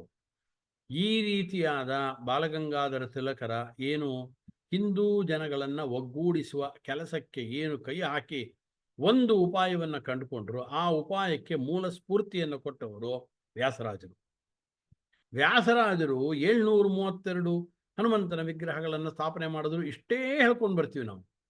ಇದ್ರ ಹಿನ್ನೆಲೆ ಯಾಕೆ ಅಂತ ನೋಡಬೇಕು. ಯಾಕೆ ಇದ್ದಕ್ಕಿದ್ದಂಗೆ ವ್ಯಾಸರಾಜರು 732 ಹನುಮಂತನ ವಿಗ್ರಹಗಳನ್ನು ಪ್ರತಿಷ್ಠೆ ಮಾಡಬೇಕು ಅಂತ ಅಂದ್ಕೊಂಡ್ರು. 732 ಅಂತಲ್ಲ, ಮಾಡ್ತಾ ಹೋಗಬೇಕು ಅಂತ ಈ ಕಲ್ಪನೆ ಬಂದಿದ್ಯಾ ಅದಕ್ಕೋಸ್ಕರವಾಗಿ. ಒಂದು ಹನುಮಂತ ದೇವರ ಪೂಜೆ ಆಗಲಿ ನಿಜ, ಹನುಮಂತ ದೇವರು ಜೀವೋತ್ತಮರು ಅದು ನಿಜ. ಅಷ್ಟೇ ಅಲ್ಲ, ಆ ಕಾಲದಲ್ಲಿ ಏನು ಮುಸ್ಲಿಮರ ಕಾಟ ಜಾಸ್ತಿ ಆಗಿತ್ತು. ಆಗ ಬಹುಮನಿ ಸುಲ್ತಾನರುಗಳಿದ್ದರು, ಬಿಜಾಪುರದ ಸುಲ್ತಾನರುಗಳಿದ್ದರು, ಕನ್ನಡ ನಾಡನ್ನು ಕಟ್ಟಿದಂಥ ವೀರ ಕಲಿಗಳೇನಿದ್ದರು. ಆ ಸಂದರ್ಭದಲ್ಲಿ ಅವರನ್ನು ಮತ್ತೆ ರಾಜ್ಯದಲ್ಲಿ ಸುಸ್ಥಿರವಾಗಿ ಇಡಬೇಕು ಅಂತಿದ್ದರೆ, ಸಿಂಹಾಸನದಲ್ಲಿ ಗಟ್ಟಿಯಾಗಿ ಅವರು ಕೂತ್ಕೊಳ್ಬೇಕು ಅಂತಿದ್ದರೆ ಎಲ್ಲ ಹಿಂದೂಗಳು ಒಟ್ಟಾಗಿ ಅವರಿಗೆ ಬೆಂಬಲವಾಗಿ ನಿಂತ್ಕೊಳ್ಬೇಕಿತ್ತು. ಹಾಗೆ ಎಲ್ಲ ಹಿಂದೂಗಳನ್ನು ಒಗ್ಗೂಡಿಸುವ ದೃಷ್ಟಿಯಿಂದ ಊರುಗಳಿಗೆ ಸಂಚಾರ ಮಾಡಿ ಹಳ್ಳಿಗಳಲ್ಲಿ ಎಲ್ಲ ಜನಗಳನ್ನು ಸೇರಿಸಿ ಅವರಿಗೋಸ್ಕರವಾಗಿ ಒಂದು ಹನುಮಂತನ ಗುಡಿಯನ್ನು ಅಲ್ಲಿ ಕಟ್ಟಿದ್ರು. ಹಾಗೆ ಹನುಮಂತನನ್ನು ಪ್ರತಿಷ್ಠಾಪನೆ ಮಾಡ್ತಾ ಅದರ ಉಸ್ತುವಾರಿಯ ಜವಾಬ್ದಾರಿಯನ್ನು ಇಡೀ ಊರಿನವರಿಗೆ ಕೊಟ್ಟು ಆ ಇಡೀ ಊರಿನ ಹಿಂದೂಗಳು ಒಗ್ಗಟ್ಟಾಗಬೇಕು. ಆ ರೀತಿಯಾಗಿ ಎಲ್ಲ ಹನುಮಂತನ ಊರಿನಲ್ಲಿರ್ತಕ್ಕಂಥ ಹನುಮಂತನ ವಿಗ್ರಹಗಳನ್ನು ಸ್ಥಾಪನೆ ಮಾಡ್ತಾ ಅಷ್ಟೂ ಜನಗಳು ಒಗ್ಗೂಡಿಕೊಂಡು ಅವರು ಒಟ್ಟಾಗಿ ಆ ಸಂದರ್ಭದಲ್ಲಿ ಹಿಂದೂ ಧರ್ಮದ ಅವನತಿಯನ್ನು ತಂದುಕೊಡೋದಕ್ಕೆ ಏನು ಕಾಯ್ಕೊಂಡಿದ್ರು ಅಂಥವರಿಗೆ ಪ್ರತಿಯಾಗಿ ತಿರುಗೇಟನ್ನು ಕೊಡಬೇಕು ಅನ್ನೋ ಒಂದು ಸಾಮಾಜಿಕವಾದ ಕಳಕಳಿ, ಒಂದು ರಾಜಕೀಯವಾದ ಮುತ್ಸದ್ದಿತನವನ್ನು ಕೂಡ ವ್ಯಾಸರಾಜರು ಆಗ ಪ್ರದರ್ಶನ ಮಾಡಿದ್ರು. ಆ ದೃಷ್ಟಿಯಿಂದ ಹನುಮಂತನ ಪ್ರತಿಷ್ಠೆಯನ್ನು ಮಾಡ್ಕೊಂಡು ಬಂದರು. ಒಂದು ಗಣೇಶ ಇರ್ಬೋದು, ಒಂದು ಹನುಮಂತ ಇರ್ಬೋದು. ಇದರಿಂದ ಸ್ಫೂರ್ತಿಗೊಂಡ ಬಾಲಗಂಗಾಧರ ತಿಲಕರು ಗಣೇಶನನ್ನು ಮಾಧ್ಯಮವನ್ನಾಗಿ ಮಾಡಿಕೊಂಡು ಸ್ವಾತಂತ್ರ್ಯ ಹೋರಾಟದ ಈ ಕಿಚ್ಚನ್ನು ಹತ್ತಿಸಿದ್ರು. ಆದ್ದರಿಂದ ವ್ಯಾಸರಾಜರು ಅಸಾಮಾನ್ಯವಾದ ಬುದ್ಧಿವಂತರು, ಅದರಲ್ಲಿ ನಾವೇನು ಹೇಳಲೇಬೇಕು ಅಂತಿಲ್ಲ. ಚಂದ್ರಿಕಾ ನ್ಯಾಯಾಮೃತ, ತರ್ಕತಾಂಡವದಂಥ ಅಮೋಘವಾದ ಗ್ರಂಥಗಳನ್ನು ರಚನೆ ಮಾಡಿದ್ರು ಅಂದರೆ ಅವರ ಬುದ್ಧಿ ವೈಭವ, ತೀಕ್ಷ್ಣತೆ, ಸೂಕ್ಷ್ಮತೆ ಇದೆಲ್ಲವನ್ನು ಕೂಡ ನಾವು ಗಮನಿಸ್ಕೊಳ್ಬೇಕು. ಈ ಎಲ್ಲ ಹಿನ್ನೆಲೆಗಳಿಂದ 732 ಹನುಮಂತನ ವಿಗ್ರಹಗಳನ್ನು ಪ್ರತಿಷ್ಠೆ ಮಾಡಿದರು. ಈ ವಿಚಾರಗಳನ್ನು ಹೇಳೋದಕ್ಕೆ ಕಾರಣ ಇದಲ್ಲದೆ, ಇಷ್ಟೇ ಅಲ್ಲ, ಬರೀ ಪಂಡಿತರುಗಳು, ವಿದ್ಯಾರ್ಥಿಗಳು ಇವರುಗಳಿಗೆ ತಾವು ಬರೆದ ಗ್ರಂಥಗಳ ಅರ್ಥವಾಯಿತು ನಿಜ. ಇಷ್ಟು ಇವರುಗಳನ್ನು ಮಾತ್ರ ಒಗ್ಗೂಡಿಸಿದ್ದಲ್ಲ, ದೇವರ ಬಗ್ಗೆ ಭಕ್ತಿ ಭಾವವನ್ನು ಚೆನ್ನಾಗಿ ಹರಡಬೇಕು ಅನ್ನೋ ದೃಷ್ಟಿಯಿಂದ ಕನ್ನಡದಲ್ಲಿ ಕೃತಿಗಳನ್ನು ಮಾಡೋದಕ್ಕೆ ಕೈ ಹಾಕಿದರು. ಅವರ ಗುರುಗಳಾದಂಥ ಶ್ರೀಪಾದರಾಜರು ಅದಕ್ಕೆ ಮೂಲವಾಗಿ ನರಹರಿತೀರ್ಥರ ಕೃತಿಗಳು 1, 2 ಇದೆ ಅಂತಂದರೂ ಕೂಡ ದಾಸ ಸಾಹಿತ್ಯದ ಮೂಲ ಆಧಾರ ಸ್ತಂಭನೆ ಶ್ರೀಪಾದರಾಜರು. ಅವರೇ ಕೃತಿಗಳನ್ನು ಬೇಕಾದಷ್ಟು ರಚನೆ ಮಾಡಿದ್ದು. ಅವರ ಸ್ಫೂರ್ತಿಯನ್ನು ಪಡೆದುಕೊಂಡು ವ್ಯಾಸರಾಜರು ಕೂಡ ಅನೇಕ ಕೀರ್ತನೆಗಳನ್ನು ಕನ್ನಡದಲ್ಲಿ ರಚನೆ ಮಾಡ್ಕೊಂಡು ಬಂದರು. ಉಗಾಭೋಗಗಳನ್ನು, ಸುಳಾದಿಗಳನ್ನು ಇದೆಲ್ಲವನ್ನು ರಚನೆ ಮಾಡಿದ್ರು. ಹೀಗೆ ಮಾಡಿ ಕೇವಲ ಪಂಡಿತರನ್ನು ಮಾತ್ರ ಒಗ್ಗೂಡಿಸಿದ್ದಲ್ಲ, ಇಡೀ ಊರಿನಲ್ಲಿರತಕ್ಕಂಥ ಎಲ್ಲ ವಿಧವಾದ ಭಗವದ್ಭಕ್ತರನ್ನೂ ಕೂಡ ಒಟ್ಟುಗೂಡಿಸುವಂಥ ಕೆಲಸವನ್ನು ಮಾಡಿದ್ರು. ಒಂದು, ಸಾಮಾಜಿಕವಾಗಿ ಅವರು ಒಟ್ಟುಗೂಡೋದು. ಎರಡನೇದು, ಆಧ್ಯಾತ್ಮಿಕವಾಗಿಯೂ ಕೂಡ ತಮ್ಮ ಉನ್ನತಿಯನ್ನು ಅವರು ಸಾಧಿಸ್ಕೊಳ್ಬೇಕು ಅನ್ನೋ ದೃಷ್ಟಿಯಿಂದ ತತ್ವಾರ್ಥವನ್ನು ಸರಳವಾದ ರೂಪದಲ್ಲಿ ಅವರಿಗೆ ತಲುಪಿಸೋದಕ್ಕೋಸ್ಕರವಾಗಿ ಕನ್ನಡದಲ್ಲಿ ಪದ್ಯಗಳನ್ನು ರಚನೆ ಮಾಡಿದರು. ಹೀಗೆ ಮಾಡಿ ಇದನ್ನೆಲ್ಲವನ್ನೂ ಕೂಡ ನೋಡಿ ಇವರ ದೂರದೃಷ್ಟಿ ಇದನ್ನೆಲ್ಲ ಗಮನಿಸಿದಂಥವ್ರು ಬೇಕಾದ ಜನ ಆ ಕಾಲದಲ್ಲೂ ಇದ್ದರು. ಓಹೋ, ಇವರು ಈ ರೀತಿಯಾಗಿ ಹೀಗೆ ಮಾಡ್ತಾ ಇದ್ದಾರೆ, ಇದರಿಂದ ಯಾವ ವ್ಯಕ್ತಿಗಳು ಸಮಾಜದಲ್ಲಿ ಕೆಲಸವನ್ನು ಮಾಡ್ತಾರೋ ಸಹಜವಾಗಿ ಅಂಥ ವ್ಯಕ್ತಿಗಳಿಗೆ ಕೀರ್ತಿ ಬರುತ್ತೆ, ಜನಗಳ ಅನುರಾಗ ಬರುತ್ತೆ. ಜನ ಅನುರಾಗ ಪ್ರಭವಾಹಿ ಸಂಪದ. ಜನಗಳ ಅನುರಾಗ ಬಂದಂತೆ ಸಂಪತ್ತು ತನ್ನಷ್ಟಕ್ಕೆ ತಾನು ಬರುತ್ತೆ. ರಾಜರ ಸಹಾಯ ಆ ಸಂದರ್ಭದಲ್ಲಿ ದೊರಕುತ್ತೆ, ಅವರ ಗೌರವ ಆದರಗಳು ದೊರಕುತ್ತೆ. ಈ ಕಡೆಯಲ್ಲಿ ಪಾಂಡಿತ್ಯ, ಸಾಮಾಜಿಕವಾದ ಕಳಕಳಿ, ಆಧ್ಯಾತ್ಮಿಕವಾದ ಚಿಂತನೆ ಇದು ಎಲ್ಲವನ್ನ ಮೈಗೂಡಿಸಿಕೊಂಡ ವ್ಯಕ್ತಿತ್ವ ವ್ಯಾಸರಾಜರದು. ಆದ್ದರಿಂದ ಆ ಸಂದರ್ಭದಲ್ಲಿ ಆಗದೇ ಇದ್ದಂಥ ಕುಹಿಕೆಗಳಾಗಿರತಕ್ಕಂಥ ವ್ಯಕ್ತಿಗಳು ವ್ಯಾಸರಾಜರನ್ನ ಹೇಗಾದರೂ ಬಗ್ಗುಬಡಿಬೇಕು ಅಂತ ಏನು ಮಾಡೋದು ಅಂತ ಆಲೋಚನೆಯನ್ನು ಮಾಡಿ ವ್ಯಾಸರಾಜರಿಗೆ ಬ್ರಹ್ಮಚರ್ಯವೇ ಇಲ್ಲ ಅಂತ ಅವರು ಏನು ವಿಜಯನಗರದ ಸಿಂಹಾಸನವನ್ನು ಏರಿದ್ರು. ಆ ಸಂದರ್ಭದಲ್ಲಿ ಅವರು ಸಿರಿ ಅರಸ ಅಂತ ಎಲ್ಲರೂ ಕೂಡ ಅವರ ಘೋಷಣೆಗಳನ್ನು ಹಾಕಿದ್ರು. ಸಿರಿ ಅರಸ ಇವನು ಅಂಥೇಳಿ ವ್ಯಾಸರಾಜರಿಗೆ ಸಿರಿ ಅರಸರಿವರು ಅಂಥೇಳಿ ಗಟ್ಟಿಯಾಗಿ ಅವರಿಗೆ ಎಲ್ಲರೂ ಕೂಡ ಜೈಕಾರವನ್ನು ಹಾಕ್ತಾ ಇದ್ರು. ಆಗದೇ ಇದ್ದಂಥ ಕಿಡಿಗಳೇನು ಮಾಡಿದ್ರು ಅಂದರೆ, ಹೇಗೆ ಇವರನ್ನ ಬಗ್ಗು ಬಡಿಯೋದು, ಹೇಗೆ ಇವರನ್ನ ಕಾಲ ಕೆಳಿಬೇಕು, ಹೇಗಾದರೂ ಮಾಡಿ ಇವ್ರನ್ನ ಕೆಳಗೆ ಹಾಕಬೇಕು ಅಂತ ಸಂಚು ಮಾಡಿದಂಥ ವ್ಯಕ್ತಿಗಳು ಇವರ ಬ್ರಹ್ಮಚರ್ಯ ಸರಿಗಿಲ್ಲ ಅಂಥೇಳಿ ಒಂದು ಹಾಗೆ ಇವರು ಸಿರಿ ಅರಸ ಅಲ್ಲ, ರಾಜ್ಯದ ಸಿರಿ ಅರಸ ಅಲ್ಲ, ಇವರು ವಿದ್ಯೆ ಎಂಬ ಸಿರಿ ಅರಸ ಅಲ್ಲ, ಇವರು ಶಶಿಮುಖಿಯರ ಅರಸ ಅಂತ ಎಲ್ಲ ಕಡೆ ಪ್ರಚಾರವನ್ನು ಮಾಡಿದ್ರು. ಶಶಿಮುಖಿಯರು ಅಂದರೆ ಸುಂದರಿಯರು ಅಂತ ಅರ್ಥ. ಸುಂದರಿಯಾದ ಸ್ತ್ರೀಯರಿಗೆ ಇವರು ಅರಸ ಅಂತ ಕೆಟ್ಟ ದೃಷ್ಟಿಯಿಂದ ತಮ್ಮ ಕಲುಷಿತವಾದ ಮನಸ್ಸಿನ ಕೆಟ್ಟ ಭಾವನೆಯಿಂದ ಕೆಟ್ಟ ಕಲ್ಪನೆಯನ್ನು ಮಾಡಿ ಈ ರೀತಿ ಹರಿಬಿಟ್ರು. ಆಗ ಸಿಟ್ಟುಗೊಂಡಂತ ಶ್ರೀಪಾದರಾಜರು, ಹರಿ ಸಿಟ್ಟು ಬಂತು, ಗುರುಗಳಿಗೆ ಸಿಟ್ಟು ಬಂತು ಶ್ರೀಪಾದರಾಜರಿಗೆ. ಇಂಥ ಜ್ಞಾನಿಗಳು, ಇಂಥ ನೇಮನಿಷ್ಠರು, ಇಂಥ ಮಂತ್ರತಂತ್ರವನ್ನು ಬಲ್ಲಂಥವರು ವ್ಯಾಸರಾಜರು ಕಟ್ಟ 7 ವರ್ಷಕ್ಕೆ ಸನ್ಯಾಸಾಶ್ರಮವನ್ನು ಸ್ವೀಕಾರ ಮಾಡಿ ಅಖಂಡವಾದ ಬ್ರಹ್ಮಚರ್ಯವನ್ನು ಪಾಲನೆ ಮಾಡ್ಕೊಂಡು ಬಂದಂಥ ವ್ಯಾಸರಾಜರನ್ನು ಕುರಿತು ಇಂಥ ಕೆಟ್ಟ ಮಾತುಗಳನ್ನು ಆಡ್ತಾ ಇದ್ದಾರೆ ಅಂತ ಸಿಟ್ಟು ಬಂದು ವ್ಯಾಸರಾಜರ ಸನ್ಯಾಸದ ಇರುವ ಸಾಸಿರ ಜಿಹ್ವಗಳುಳ್ಳ ಶೇಷನೇ ಕೊಂಡಾಡಬೇಕು ಅಂಥೇಳಿ ಈ ಮಾತನ್ನು ಬರೆದವರು ಯಾರು ಅಂತಂದರೆ ಶ್ರೀಪಾದರಾಜರು. ಇಲ್ಲದೆ ಹೋದರೆ ಈ ಪದ್ಯವನ್ನು ರಚನೆ ಮಾಡೋ ಅವಶ್ಯಕತೆ ಇರಲಿಲ್ಲ. ವ್ಯಾಸರಾಜರ ಸನ್ಯಾಸದ ಇರವ ಇದನ್ನ ಯಾಕೆ ಹೇಳಬೇಕಿಲ್ತಿಲ್ಲದೆ ಅಂದರೆ, ವ್ಯಾಸರಾಜರು ತರ್ಕತಾಂಡವ ಮಾಡಿದ್ರು, ಚಂದ್ರಿಕೆ ಮಾಡಿದ್ರು, ನ್ಯಾಯಾಮೃತ ಮಾಡಿದ್ರು, ಅಲ್ಲಿ ಜಯಪತ್ರ ಅಂತ ಬಂದರು, ಅವರು ಸೋಲಿಸಿದ್ರು, ಇವರು ಸೋಲಿಸಿದ್ರು. ಈ ಅರ್ಥಗಳನ್ನು ಹೇಳಿದ್ದಾರೆ. ಇದೆಲ್ಲ ಸರಿಯೇ. ಈ ವಿಚಾರವನ್ನು ಯಾಕೆ ತೆಗೆದುಕೊಂಡ್ರು ಗಟ್ಟಿಯಾಗಿ ಶ್ರೀಪಾದರಾಜರು? ಅದು ಶಿಷ್ಯರನ್ನು ಹೊಗಳಬೇಕಾದ್ರೆ. ಆಗ ಶಿಷ್ಯರಿಗೆ ಬೆಂಗಾವಲಾಗಿ ನಿಂತಂಥವರು ಶ್ರೀಪಾದರಾಜರು. ವ್ಯಾಸರಾಜರ ಸನ್ಯಾಸದ ಇರವ ಸಾಸಿರ ಜಿಹ್ವೆಗಳುಳ್ಳ ಶೇಷನೇ ಕೊಂಡಾಡಬೇಕು ಅಂದರು. 1000 ಜಿಹ್ವೆಗಳಿರ್ತಕ್ಕಂಥ ಶೇಷದೇವರು ಕೊಂಡಾಡಬೇಕು. ಅಂಥ ಸನ್ಯಾಸತ್ವ ಅನ್ನೋದು ನಿಶ್ಚಲವಾದ ಬ್ರಹ್ಮಚರ್ಯ ಉಳ್ಳವರು ವ್ಯಾಸರಾಜರು ಅಂತ ಗುರುಗಳೇ ಬಂದು ಅವರಿಗೆ ಹೇಳಬೇಕಾಯಿತು.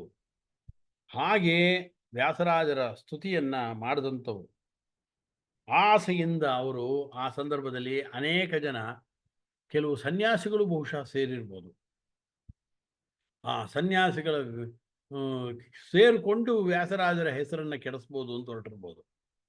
ಆದ್ದರಿಂದ ಕೂಡಲೇ ಶ್ರೀಪಾದರಾಜರು ಹೇಳ್ತಾರೆ, ಆಸೆಯಿಂದ ತಮ್ಮುದರ ಪೋಷಣಕ್ಕಾಗಿ ಛಪ್ಪನ್ನ ದೇಶವ ತಿರುಗಿ ಸಂಚಾರ ಮಾಡುತ್ತಾ ಮೀಸಲ ಮಡಿ ಬಚ್ಚಿಟ್ಟು ಮಿಂಚು ಕೂಳನುಂಡು ದಿನ ಮೋಸ ಮಾಡಿ ಕಳೆವ ಸನ್ಯಾಸಿಗಳು ಸರಿಯೇ ಅಂತ. ಇಂಥ ಸನ್ಯಾಸಿಗಳು ಇವರು ವ್ಯಾಸರಾಜರ ಬಗ್ಗೆ ಮಾತಾಡಕ್ಕೆ ಬರ್ತಾರೆ.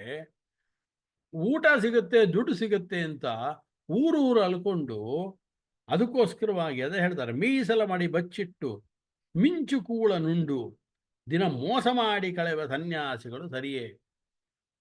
ಏನು ಯಾರಿಗೂ ಗೊತ್ತಾಗದೇ ಇದ್ದಂಗೆ ಏನು ಬೇಕೋ ತಿನ್ನೋದು, ಏನು ಬೇಕೋ ಮಾಡೋದು, ಅನಾಚಾರವನ್ನು ಮಾಡ್ತಾ ವ್ಯಾಸರಾಜರ ಸನ್ಯಾಸ ಸರಿಗಿಲ್ಲ ಅಂತ ಹೇಳ್ತಾರಲ್ಲ ಇವರು ಅಂಥೇಳಿ ಬಹಳ ಬೇಸರ ಮಾಡಿಕೊಂಡು ಈ ಮಾತುಗಳನ್ನು ಪದ್ಯದಲ್ಲಿ ಶ್ರೀಪಾದರಾಜರು ಬರೆದರು.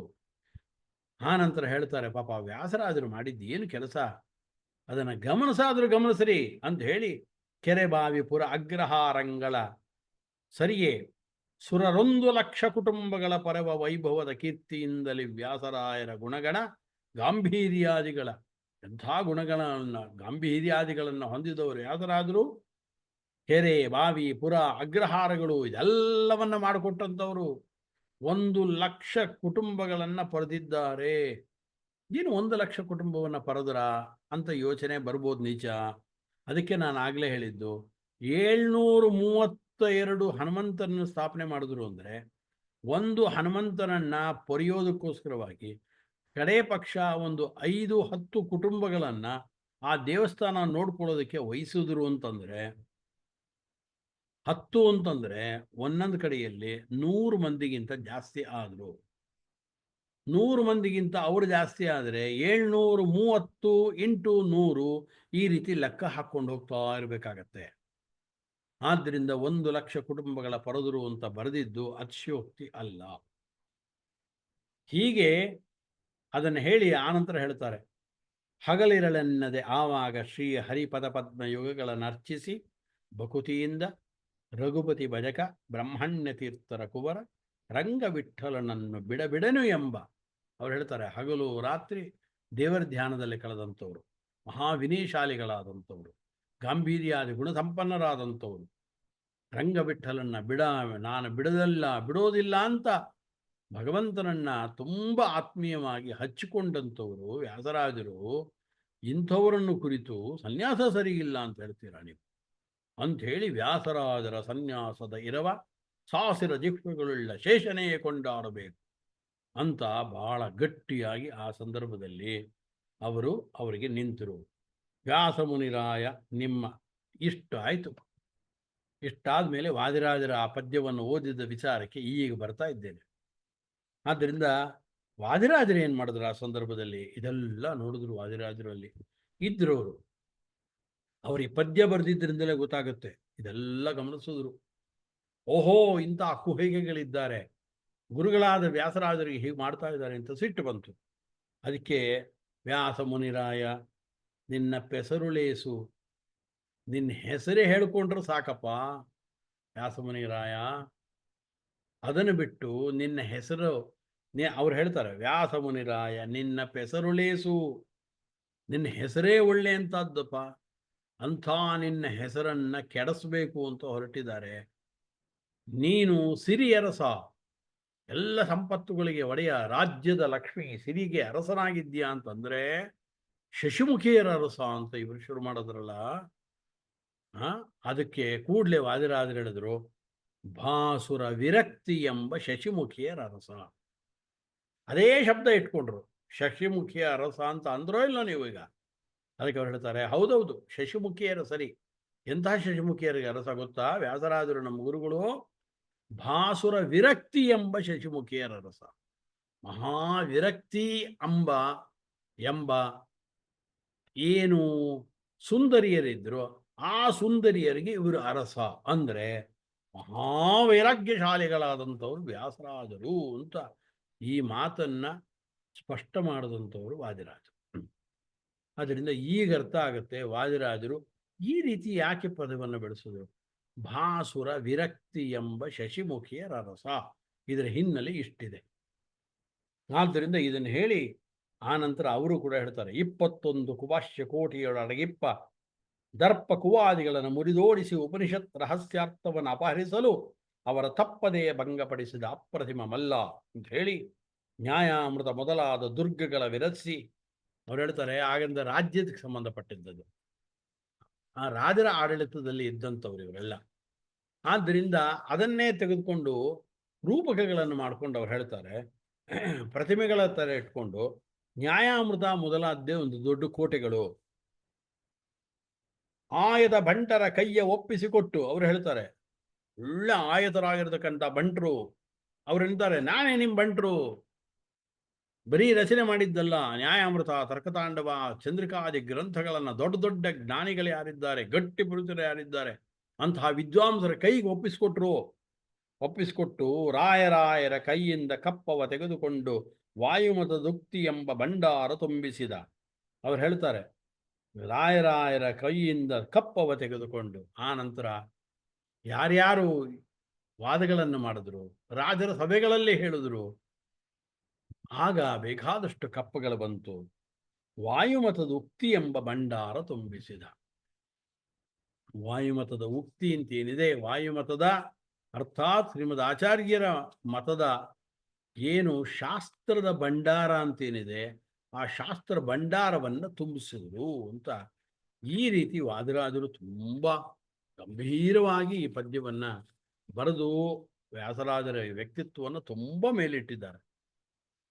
ಅದಕ್ಕೋಸ್ಕರ ಈ ಮಾತು ಬರೀತಾರೆ. ಈಗ ಕಾಮ ಏನು, ವ್ಯಾಸರಾಜರಿಗೆ ಕಾಮಿ ಅಂತ ಕರಿತಿರಲ್ಲ, ಕಾಮ ಕ್ರೋಧಾದಿ ಲೋಭ ಮೋಹ ಕುಮದ ಮತ್ಸರವೆಂಬ ಮಹಾ ಕಳ್ಳಂಬಂಟರ ಮುರಿದೋಡಿಸಿ ನೇಮ ಮಂತ್ರ ತಂತ್ರಗಳ ಪಡೆದು ವೇದಾಂತ ಶಾಸ್ತ್ರ ಸಾಮ್ರಾಜ್ಯ ಸಂಪಾದಿಸಿದ ಅಸಹಾಯ ಶೂರ ಇವರು. ಸುವರ್ಣದ ಹರಿನಾಮ ನಾಣ್ಯಕ್ಕೆ ಶ್ರೀಕೃಷ್ಣನೆಂಬ ಪಾವನ್ನ ಮುದ್ರಿಕೆ ಒತ್ತಿ ಬುಧರಿಗಿತ್ತು. ಅವ್ರು ಹೇಳ್ತಾರೆ, ಬೇಕಾದಷ್ಟು ಸಂಪಾದನೆ ಮಾಡಿದ್ರು ವ್ಯಾಸರಾಜರು, ಎಲ್ಲ ಪಂಡಿತರಿಗೆ ದಾನ ಮಾಡಿದ್ರು. ಅವ್ರು ಹೇಳ್ತಾರೆ, ಅಷ್ಟೇ ಅಲ್ಲ, ಸುವರ್ಣದ ಹರಿನಾಮನಾಣ್ಯಕ್ಕೆ ಅಂದ್ರೆ ಅವರು ಒಳ್ಳೆ ಅಕ್ಷರಗಳಿಂದ ಕೂಡಿದ ಚಂದ್ರಿಕಾ, ನ್ಯಾಯಾಮೃತಾದಿ ಗ್ರಂಥಗಳು, ವ್ಯಾಖ್ಯಾನ ಗ್ರಂಥಗಳು, ಕನ್ನಡದ ಪದ್ಯಗಳು, ಇದನ್ನೆಲ್ಲ ರಚನೆ ಮಾಡಿದ್ರು. ಇದರಲ್ಲೆಲ್ಲ ಭಗವಂತನ ನಾಮಗಳಿದೆ. ಅದನ್ನ ಕೃಷ್ಣ ಅಂತ ಅದೇ ಹೇಳ್ತಾರೆ, ಶ್ರೀ ಕೃಷ್ಣನೆಂಬ ಪಾವನ್ನ ಮುದ್ರಿಕೆ ಒತ್ತಿ. ಇದು ತುಂಬ ಗಮನಿಸ್ಕೊಳ್ಬೇಕಾದ ವಿಚಾರ. ವ್ಯಾಸರಾಜರು ಅವರ ಅಂಕಿತ ಏನು ಅಂತ ನಾವು ಎಲ್ಲೆಲ್ಲೋ ಹುಡುಕಬೇಕು ಅಂತ ಒದ್ದಾಡ್ತೀವಿ.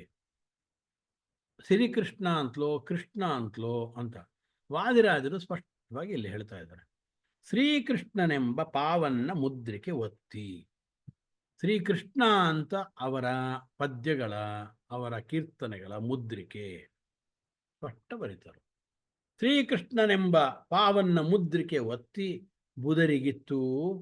ಪದ್ಯಗಳನ್ನೆಲ್ಲ ರಚನೆ ಮಾಡಿಕೊಟ್ಟು ಜವನನೆಂಬ ಸಾಲಿಗನ ಭಯವಿಲ್ಲದಂತೆ ಮಾಡಿ ಈ ನಾಣ್ಯಗಳನ್ನು ಕೊಟ್ರಲ್ಲ. ಆದ್ದರಿಂದ ಯಮ ಎಂಬತಕ್ಕಂಥ ಸಾಲಿಗ ಬಂದು, ಸಾಲ ಕೊಡೋನು ಬಂದು ನಿಮ್ಮ ಹತ್ರ ಕಿತ್ಕೊಳ್ಳೋದಕ್ಕೆ ಏನೂ ಆಗೋದಿಲ್ಲ, ಅವನ ಭಯನೇ ಇಲ್ಲದೇ ಇದ್ದಂತೆ ಮಾಡಿದ್ರು. ತ್ರಿವಿಧ ತಾಪಗಳೆಂಬ ದಾರಿದ್ರ್ಯಗಳಟ್ಟಿದ. ಅದರಿಂದ ವಾದಿರಾಜರು ಬರೆದ ಒಂದೊಂದು ಶಬ್ದದ ವಿವರಣೆಯನ್ನು ಮಾಡ್ಕೊಂಡೋದ್ರೆ ಇದಕ್ಕೆ ಅನೇಕ ಗಂಟೆಗಳು ತಗಲಿಯಿತು.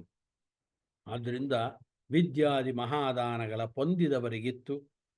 ಹೃದಯ ಹಯವದನನ ಕೃಪಾಬಲದಿ ಗೆದ್ದುರಾಯರ ಕೈಯಿಂದ ಪಟ್ಟವ ಗಟ್ಟಿಸಿಕೊಂಡು ಅವರು ಹೇಳ್ತಾರೆ, ಶುದ್ಧ ಕೀರ್ತಿ ಛತ್ರದಿಂದ ಲೋಕದಿ ಬೆಳಗಿದ. ಒಳ್ಳೆ ಕೀರ್ತಿ, ಕೀರ್ತಿಯನ್ನು ಛತ್ರದಿಂದ ಈ ಲೋಕದಲ್ಲಿ ಬೆಳಗದಂಥವರು ವ್ಯಾಸರಾಜರು. ಅದರಿಂದ ಅಪಕೀರ್ತಿಯಿಂದ ಬೆಳಗದವರಲ್ಲ. ಅಪಕೀರ್ತಿಯನ್ನು ಅವರಿಗೆ ತುಂಬಕ್ಕೆ ಹೊರಟವರು ನೀವು. ಅದನ್ನು ಮಾಡಬಾರದು ಅಂತ ಹೇಳಿ ವಾದಿರಾಜರು ತಮ್ಮ ಗುರುಗಳ ಪರವಾಗಿ ಈ ಪದ್ಯವನ್ನು ರಚನೆ ಮಾಡೋದಕ್ಕೆ ಕಾರಣ. ಆನಂತರ ಅದನ್ನೇ ಹೇಳ್ತಾರೆ. ಕೆಲವು ಸನ್ಯಾಸಿಗಳಾದಂಥವರು, ಯಾವ ಸನ್ಯಾಸಿಗಳು ಏನು ಅದನ್ನು ನಾನು ಸ್ಪಷ್ಟವಾಗಿ ಹೇಳೋದಿಲ್ಲ ಈ ಸಂದರ್ಭದಲ್ಲಿ. ಆ ಕಾಲದ್ದೆಲ್ಲ ನನ್ನ ಮುಂದೆ ಕಣ್ಣು ಮುಂದೆ ಕಲ್ಪನೆಯಲ್ಲಿದೆ. ಇವತ್ತು ಏನೇನು ನಡೀತಿತ್ತು, ಹೇಗೆ ನಡೀತಿತ್ತು, ಎಲ್ಲವನ್ನ ಚಿತ್ರಣ ಮಾಡ್ಕೊಂಡಿದ್ದೀನಿ. ಅದಕ್ಕೆ ವಾದಿರಾಜರಂತಾರೆ, ಅವಾಗ ಇದ್ದದನ್ನು ಗಮನಿಸ್ಕೊಳ್ಳಿ ನೀವು ಕೂಡ. ಮಂಡೆ ಬೋಳಾದರೂ ಮನಶುದ್ಧವಿಲ್ಲ ನೋಡಿ ಅಂದರು. ಕೆಲವು ಸನ್ಯಾಸಿಗಳು ಇದ್ದರು, ಇದಕ್ಕೆ ಕುಮ್ಮಕ್ಕು ಕೊಟ್ಟು ವ್ಯಾಸರಾಜರನ್ನ ಕೆಳಗಿಳಿಸ್ಬೇಕು ಅಂತ ಅನ್ನೋಕ್ಕೋಸ್ಕರ. ಅದಕ್ಕೆ ವಾದಿರಾಜರಂದರು, ಮಂಡೆ ಬೋಳಾದರೂ ಮನಶುದ್ಧವಿಲ್ಲ, ಮನಶುದ್ಧಿ ಇಲ್ಲ. ಮಂಡೆ ಬೋಳಿಸ್ಕೊಳ್ರಿ ಅಷ್ಟೇ, ದುರ್ಗುಣಗಳನ್ನು ಬೋಳಿಸ್ಕೊಳ್ಳಿಲ್ಲ ನೀವು. ಕುಂಡಲಿ ಶಯನ ನಿನ್ನೊಲಿಸಿಕೊಂಡವ ಧನ್ಯ, ವರನಾರದವತಾರವೆಂದು ಜಗಕ್ಕೆ ತೋರಿ ಪುರಂದರದಾಸರ ಮನೆಯಲ್ಲಿ ಪರಿಪರಿಯ ಲೀಲೆಗಳ ತೋರಿ ಬಿಡದಲೇ ನಿತ್ಯ ಅರಿತವರ ಸಾಧನಕ್ಕೆ ನಿರತ ಸಾರಥಿಯಾದೆ. ಇದನ್ನೆಲ್ಲ ಹೇಳ್ಕೊಂಡು ಬರ್ತಾರೆ. ಗುರು ವ್ಯಾಸಮುನಿ ನಿಮ್ಮ ನೋಡುವೆನೆಂದೆನಳು ಮರೆಮಾಡಿ 3 ಉಪಜನ್ಮವೆಂದು ಹರುಷದಲ್ಲಿ ಕನಸಿನೊಳಗೆ ಬಂದು ಬಕುತರಿಗೆ ಅರುಪಿಸಿ ಸ್ವರೂಪಗಳ ಅರಿಯಂತಿದ್ದೆ. ಅವರ ಮೇಲಿದ್ದದೆಯ ಎನ್ನ ಮೇಲಿಂದಿಗೆ ದೇವ ಯಾವುದು ಭರವಸೆ ನನಗೆ ತೋರದಯ್ಯ. ಅವರು ವಾದಿರಾಜರು ತಮ್ಮ ಬಗ್ಗೆ ಹೇಳ್ಕೊಳ್ಳೋ ಅಂತ ಮಾತುಗಳಿದು. ಎಲ್ಲರ ಬಗ್ಗೆಯೂ ಕೂಡ ದಯವನ್ನ ಮಾಡಿದ್ರಿ ನೀವು, ನನ್ನ ಮೇಲೂ ಕೂಡ ಸ್ವಲ್ಪ ದಯವನ್ನ ಹರಿಸ್ರಿ. ಕವಿದ ಎಮ್ಮ ಅಭಿಮಾನ ಬಿಟ್ಟರೆ ಬಿಡದಯ್ಯ, ಆವ ಕಾಲಕ್ಕೂ ನಿನ್ನ ದಾಸನೆಂದೆನಿಸೋ ಅಂಥೇಳಿ ತಾವು ಸಂಪೂರ್ಣವಾಗಿ ವ್ಯಾಸರಾಜರಿಗೆ ಶರಣಾಗತರಾಗಿದ್ದೇನೆ ಅಂತ ವಾದಿರಾಜರು, ಈ ಪದ್ಯ ವಾದಿರಾಜರದೇ ಆದರೆ ಅವರು ಈ ಅಭಿಪ್ರಾಯವನ್ನು ವ್ಯಕ್ತಪಡಿಸ್ತಾ ಇದ್ದಾರೆ. ನಮ್ಮ ಗುರುಗಳ ಸಮ್ಮುಖದಿ ಉಡುಪಿಯಲ್ಲಿ ಕಮ್ಮನೆ ಪೇಳಿದನು ಸಟೆಯಲ್ಲವೋ, ನಮ್ಮ ಗುರುಗಳ ಸಮ್ಮುಖದಿ ಉಡುಪಿಯಲ್ಲಿ ಘಮ್ಮನೆ ಪೇಳಿದನು ಸಟೆಯಲ್ಲವೋ, ಸುಮ್ಮನೆ ತಿಳಿಯದಲೇ ಅಲ್ಲವೆಂದವರಿಗೆ ಒಮ್ಮನೆ ತಮದಿನಲ್ಲಿ ಬೀಳುವುದು ಸತ್ಯ. ನಮ್ಮ ಗುರುಗಳು ಅಂತಂದರೆ ವಾದಿರಾಜರು ಹೇಳಿದ್ರು, ನಮ್ಮ ಗುರುಗಳು ಅಂತಂದರೆ ಶ್ರೀಮದ್ ಆಚಾರ್ಯರು ಅಂತ ಅರ್ಥ. ಅಲ್ಲಿ ಮತ್ತು ಅವರ ಗುರುಗಳು ಸಮ್ಮುಖದಿ ಉಡುಪಿಯಲ್ಲಿ ಘಮ್ಮನೆ ಪೇಳಿದನು ಸಟೆಯಲ್ಲವೋ. ಅದಕ್ಕೆ ಇದನ್ನೆಲ್ಲ ಹೇಳ್ಕೊಂಡು, ಓದಿದ ಕ್ಷಣದಿಂದ ನಾ ಧನ್ಯನಾದನು ಸಾಧಿಸಲಾಪೆನೆ ನಿನ್ನ ಸೇವೆಯನು, ಆದಿಮೂರ್ತಿ ಶ್ರೀ ಹಯವದನ ದೇವನೇ ಮೋದದಲ್ಲಿ ನಿನ್ನ ದಾಸರ ಸಂಘದಲ್ಲಿರಿಸೋ. ಆದ್ದರಿಂದ ವ್ಯಾಸರಾಜರ ಸಂಘ ನನಗೆ ಯಾವತ್ತೂ ಇರಲಿ ಅಂತ ಕೇಳಿಕೊಳ್ಳುವಂಥದ್ದು ವಾದಿರಾಜರು. ಅದರಿಂದ ವಾದಿರಾಜರು ಇದರಲ್ಲಿ ವ್ಯಾಸರಾಜರ ವಿಷಯದಲ್ಲಿ ಯಾರು ತಪ್ಪಿ ನುಡಿದರೂ ಸಾಕು, ಒಮ್ಮನೆ ತಮಸ್ಸಿನಲ್ಲಿ ಬೀಳುವುದು ಸತ್ಯ ಅಂತ ಈ ರೀತಿ ಎಚ್ಚರಿಕೆಯನ್ನು ಬೇರೆ ಕೊಡ್ತಾರೆ, ಶಪಥಪೂರ್ವಕವಾಗಿ ಹೇಳ್ತಾರೆ. ಆದ್ದರಿಂದ ವಾದಿರಾಜರ ಭಾವನೆಗಳು ಹೇಗಿತ್ತು ವ್ಯಾಸರಾಜರ ಬಗ್ಗೆ ಅನ್ನೋದನ್ನು ಈ ಪದ್ಯವನ್ನು ವ್ಯಾಖ್ಯಾನ ಮಾಡ್ತಾ ಹೋದರೆ ಅನೇಕ ವಿಸ್ತಾರವಾದ ವಿಚಾರಗಳು ನಮಗೆ ಹೊರಗಡೆ ಕಂಡುಬರುತ್ತೆ.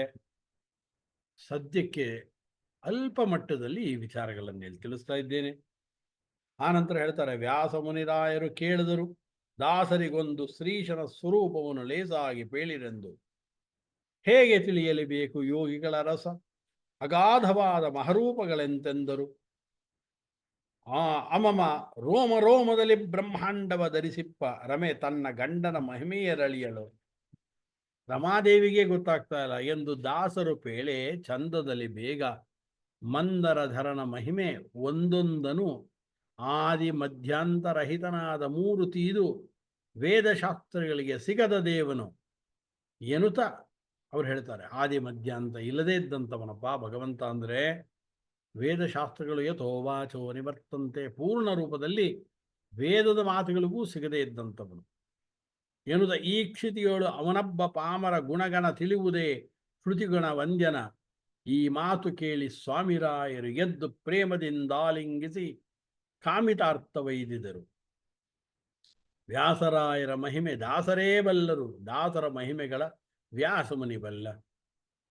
ವಿಶ್ವತಶ್ಚಕ್ಷುರದ ವಿಶ್ವತೋ ಮುಖೋ ವಿಶ್ವತೋ ಬಾಹುರದ ವಿಶ್ವತ ಸ್ಪಾತ್ ಎಂದು ಹೇಳಿದರು. ಇದೆಲ್ಲ ಭಗವಂತನ ಸ್ವರೂಪ ಏನು ಅಂತ ಕೇಳಿದಾಗ ವ್ಯಾಸರಾಜರು ಯಾವ ರೀತಿಯಲ್ಲಿ ಅದಕ್ಕೆ ಉತ್ತರವನ್ನು ಕೊಟ್ಟರು, ಇದೆಲ್ಲ ಸಂಕ್ಷೇಪ ಮಾಡಿ ವೇದವಾಕ್ಯಗಳನ್ನು ಪದ್ಯಗಳಲ್ಲಿ ಕೂಡಿಸಿಕೊಂಡು ಆ ಪದ್ಯಗಳ ಕನ್ನಡ ಪದ್ಯಗಳನ್ನು ಹೇಳುವಂಥ ಒಂದು ವಿಧವಾದ ಶೈಲಿ ಅದು ವಾದಿರಾಜರದ ಮಾತ್ರ. ಲಕ್ಷ್ಮೀ ಶೋಭಾನದಲ್ಲಿ ಈ ರೀತಿಯಾದ ಶೈಲಿಯನ್ನು ನೋಡ್ತೀವಿ ನಾವು. ಆದ್ದರಿಂದ ಅದೇ ರೀತಿಯಾಗಿ ಇಲ್ಲಿ ವಿಶ್ವತಶ್ಚಕ್ಷುರದ ವಿಶ್ವತೋ ಮುಖೋ ವಿಶ್ವತೋ ಬಾಹುರದ ವಿಶ್ವತಸ್ಪಾತ್ ಅಂತಿದೆ. ಆ ಇಡೀ ಶ್ರುತಿಯನ್ನೇ ಪದ್ಯದ ಒಳಗಡೆ ತುರುಕಿದ್ದಾರೆ. ಕೈಗಳನ್ನು ಹಿಡಿದು ಹೀಗೆ ವಿಧಿಯ ವಿಠಲನ ಈ ಗುಡಿಯೊಳಗೆ ಹಯವದನೆಂದಾಗ ಕುಣಿದಾಡಿದರು ಅಂತ. ಹೀಗೆ ದೇವಾಂಶರಾಗಿರತಕ್ಕಂಥವರು ವ್ಯಾಸರಾಜರು ಮತ್ತು ಪುರಂದರದಾಸರು ಏಕಾಂತದ ಗೋಷ್ಠಿಯಲ್ಲಿ ಶ್ರೀಕಾಂತನ ಬಗ್ಗೆ, ಅವನ ಮಹಿಮೆಯ ಬಗ್ಗೆ ಪರಸ್ಪರ ಹೇಳ್ಕೊಳ್ತಾ ಇದ್ದಾರೆ.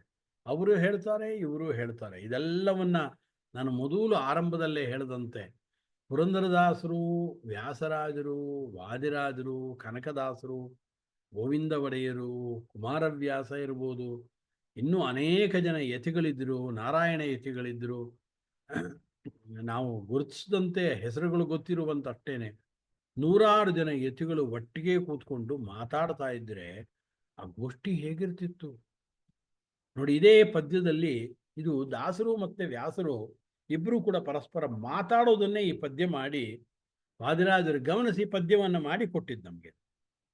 ಆದ್ದರಿಂದ ಪರಸ್ಪರ ಶ್ರೀಕಾಂತನ ಮಹಿಮೆಯನ್ನು ಹೇಳ್ಕೊಳ್ತಾ ಆನಂದದಿಂದ ಇವರು ವಿಜಯ ವಿಠಲನ ಈ ಗುಡಿಯೊಳಗಡೆ, ವಿಜಯ ವಿಠಲ ಗುಡಿಯಲ್ಲಿ ಹಂಪೆಯಲ್ಲಿ ವಿಜಯ ವಿಠಲನ ಗುಡಿ ಒಳಗಡೆ ಈ ರೀತಿ ಇಬ್ರು ಕೂಡ ಮಾತಾಡ್ತಾ ಇದ್ರು ಅಂತ ವಾದಿರಾಜರು ವರ್ಣನೆ ಮಾಡ್ತಾರೆ.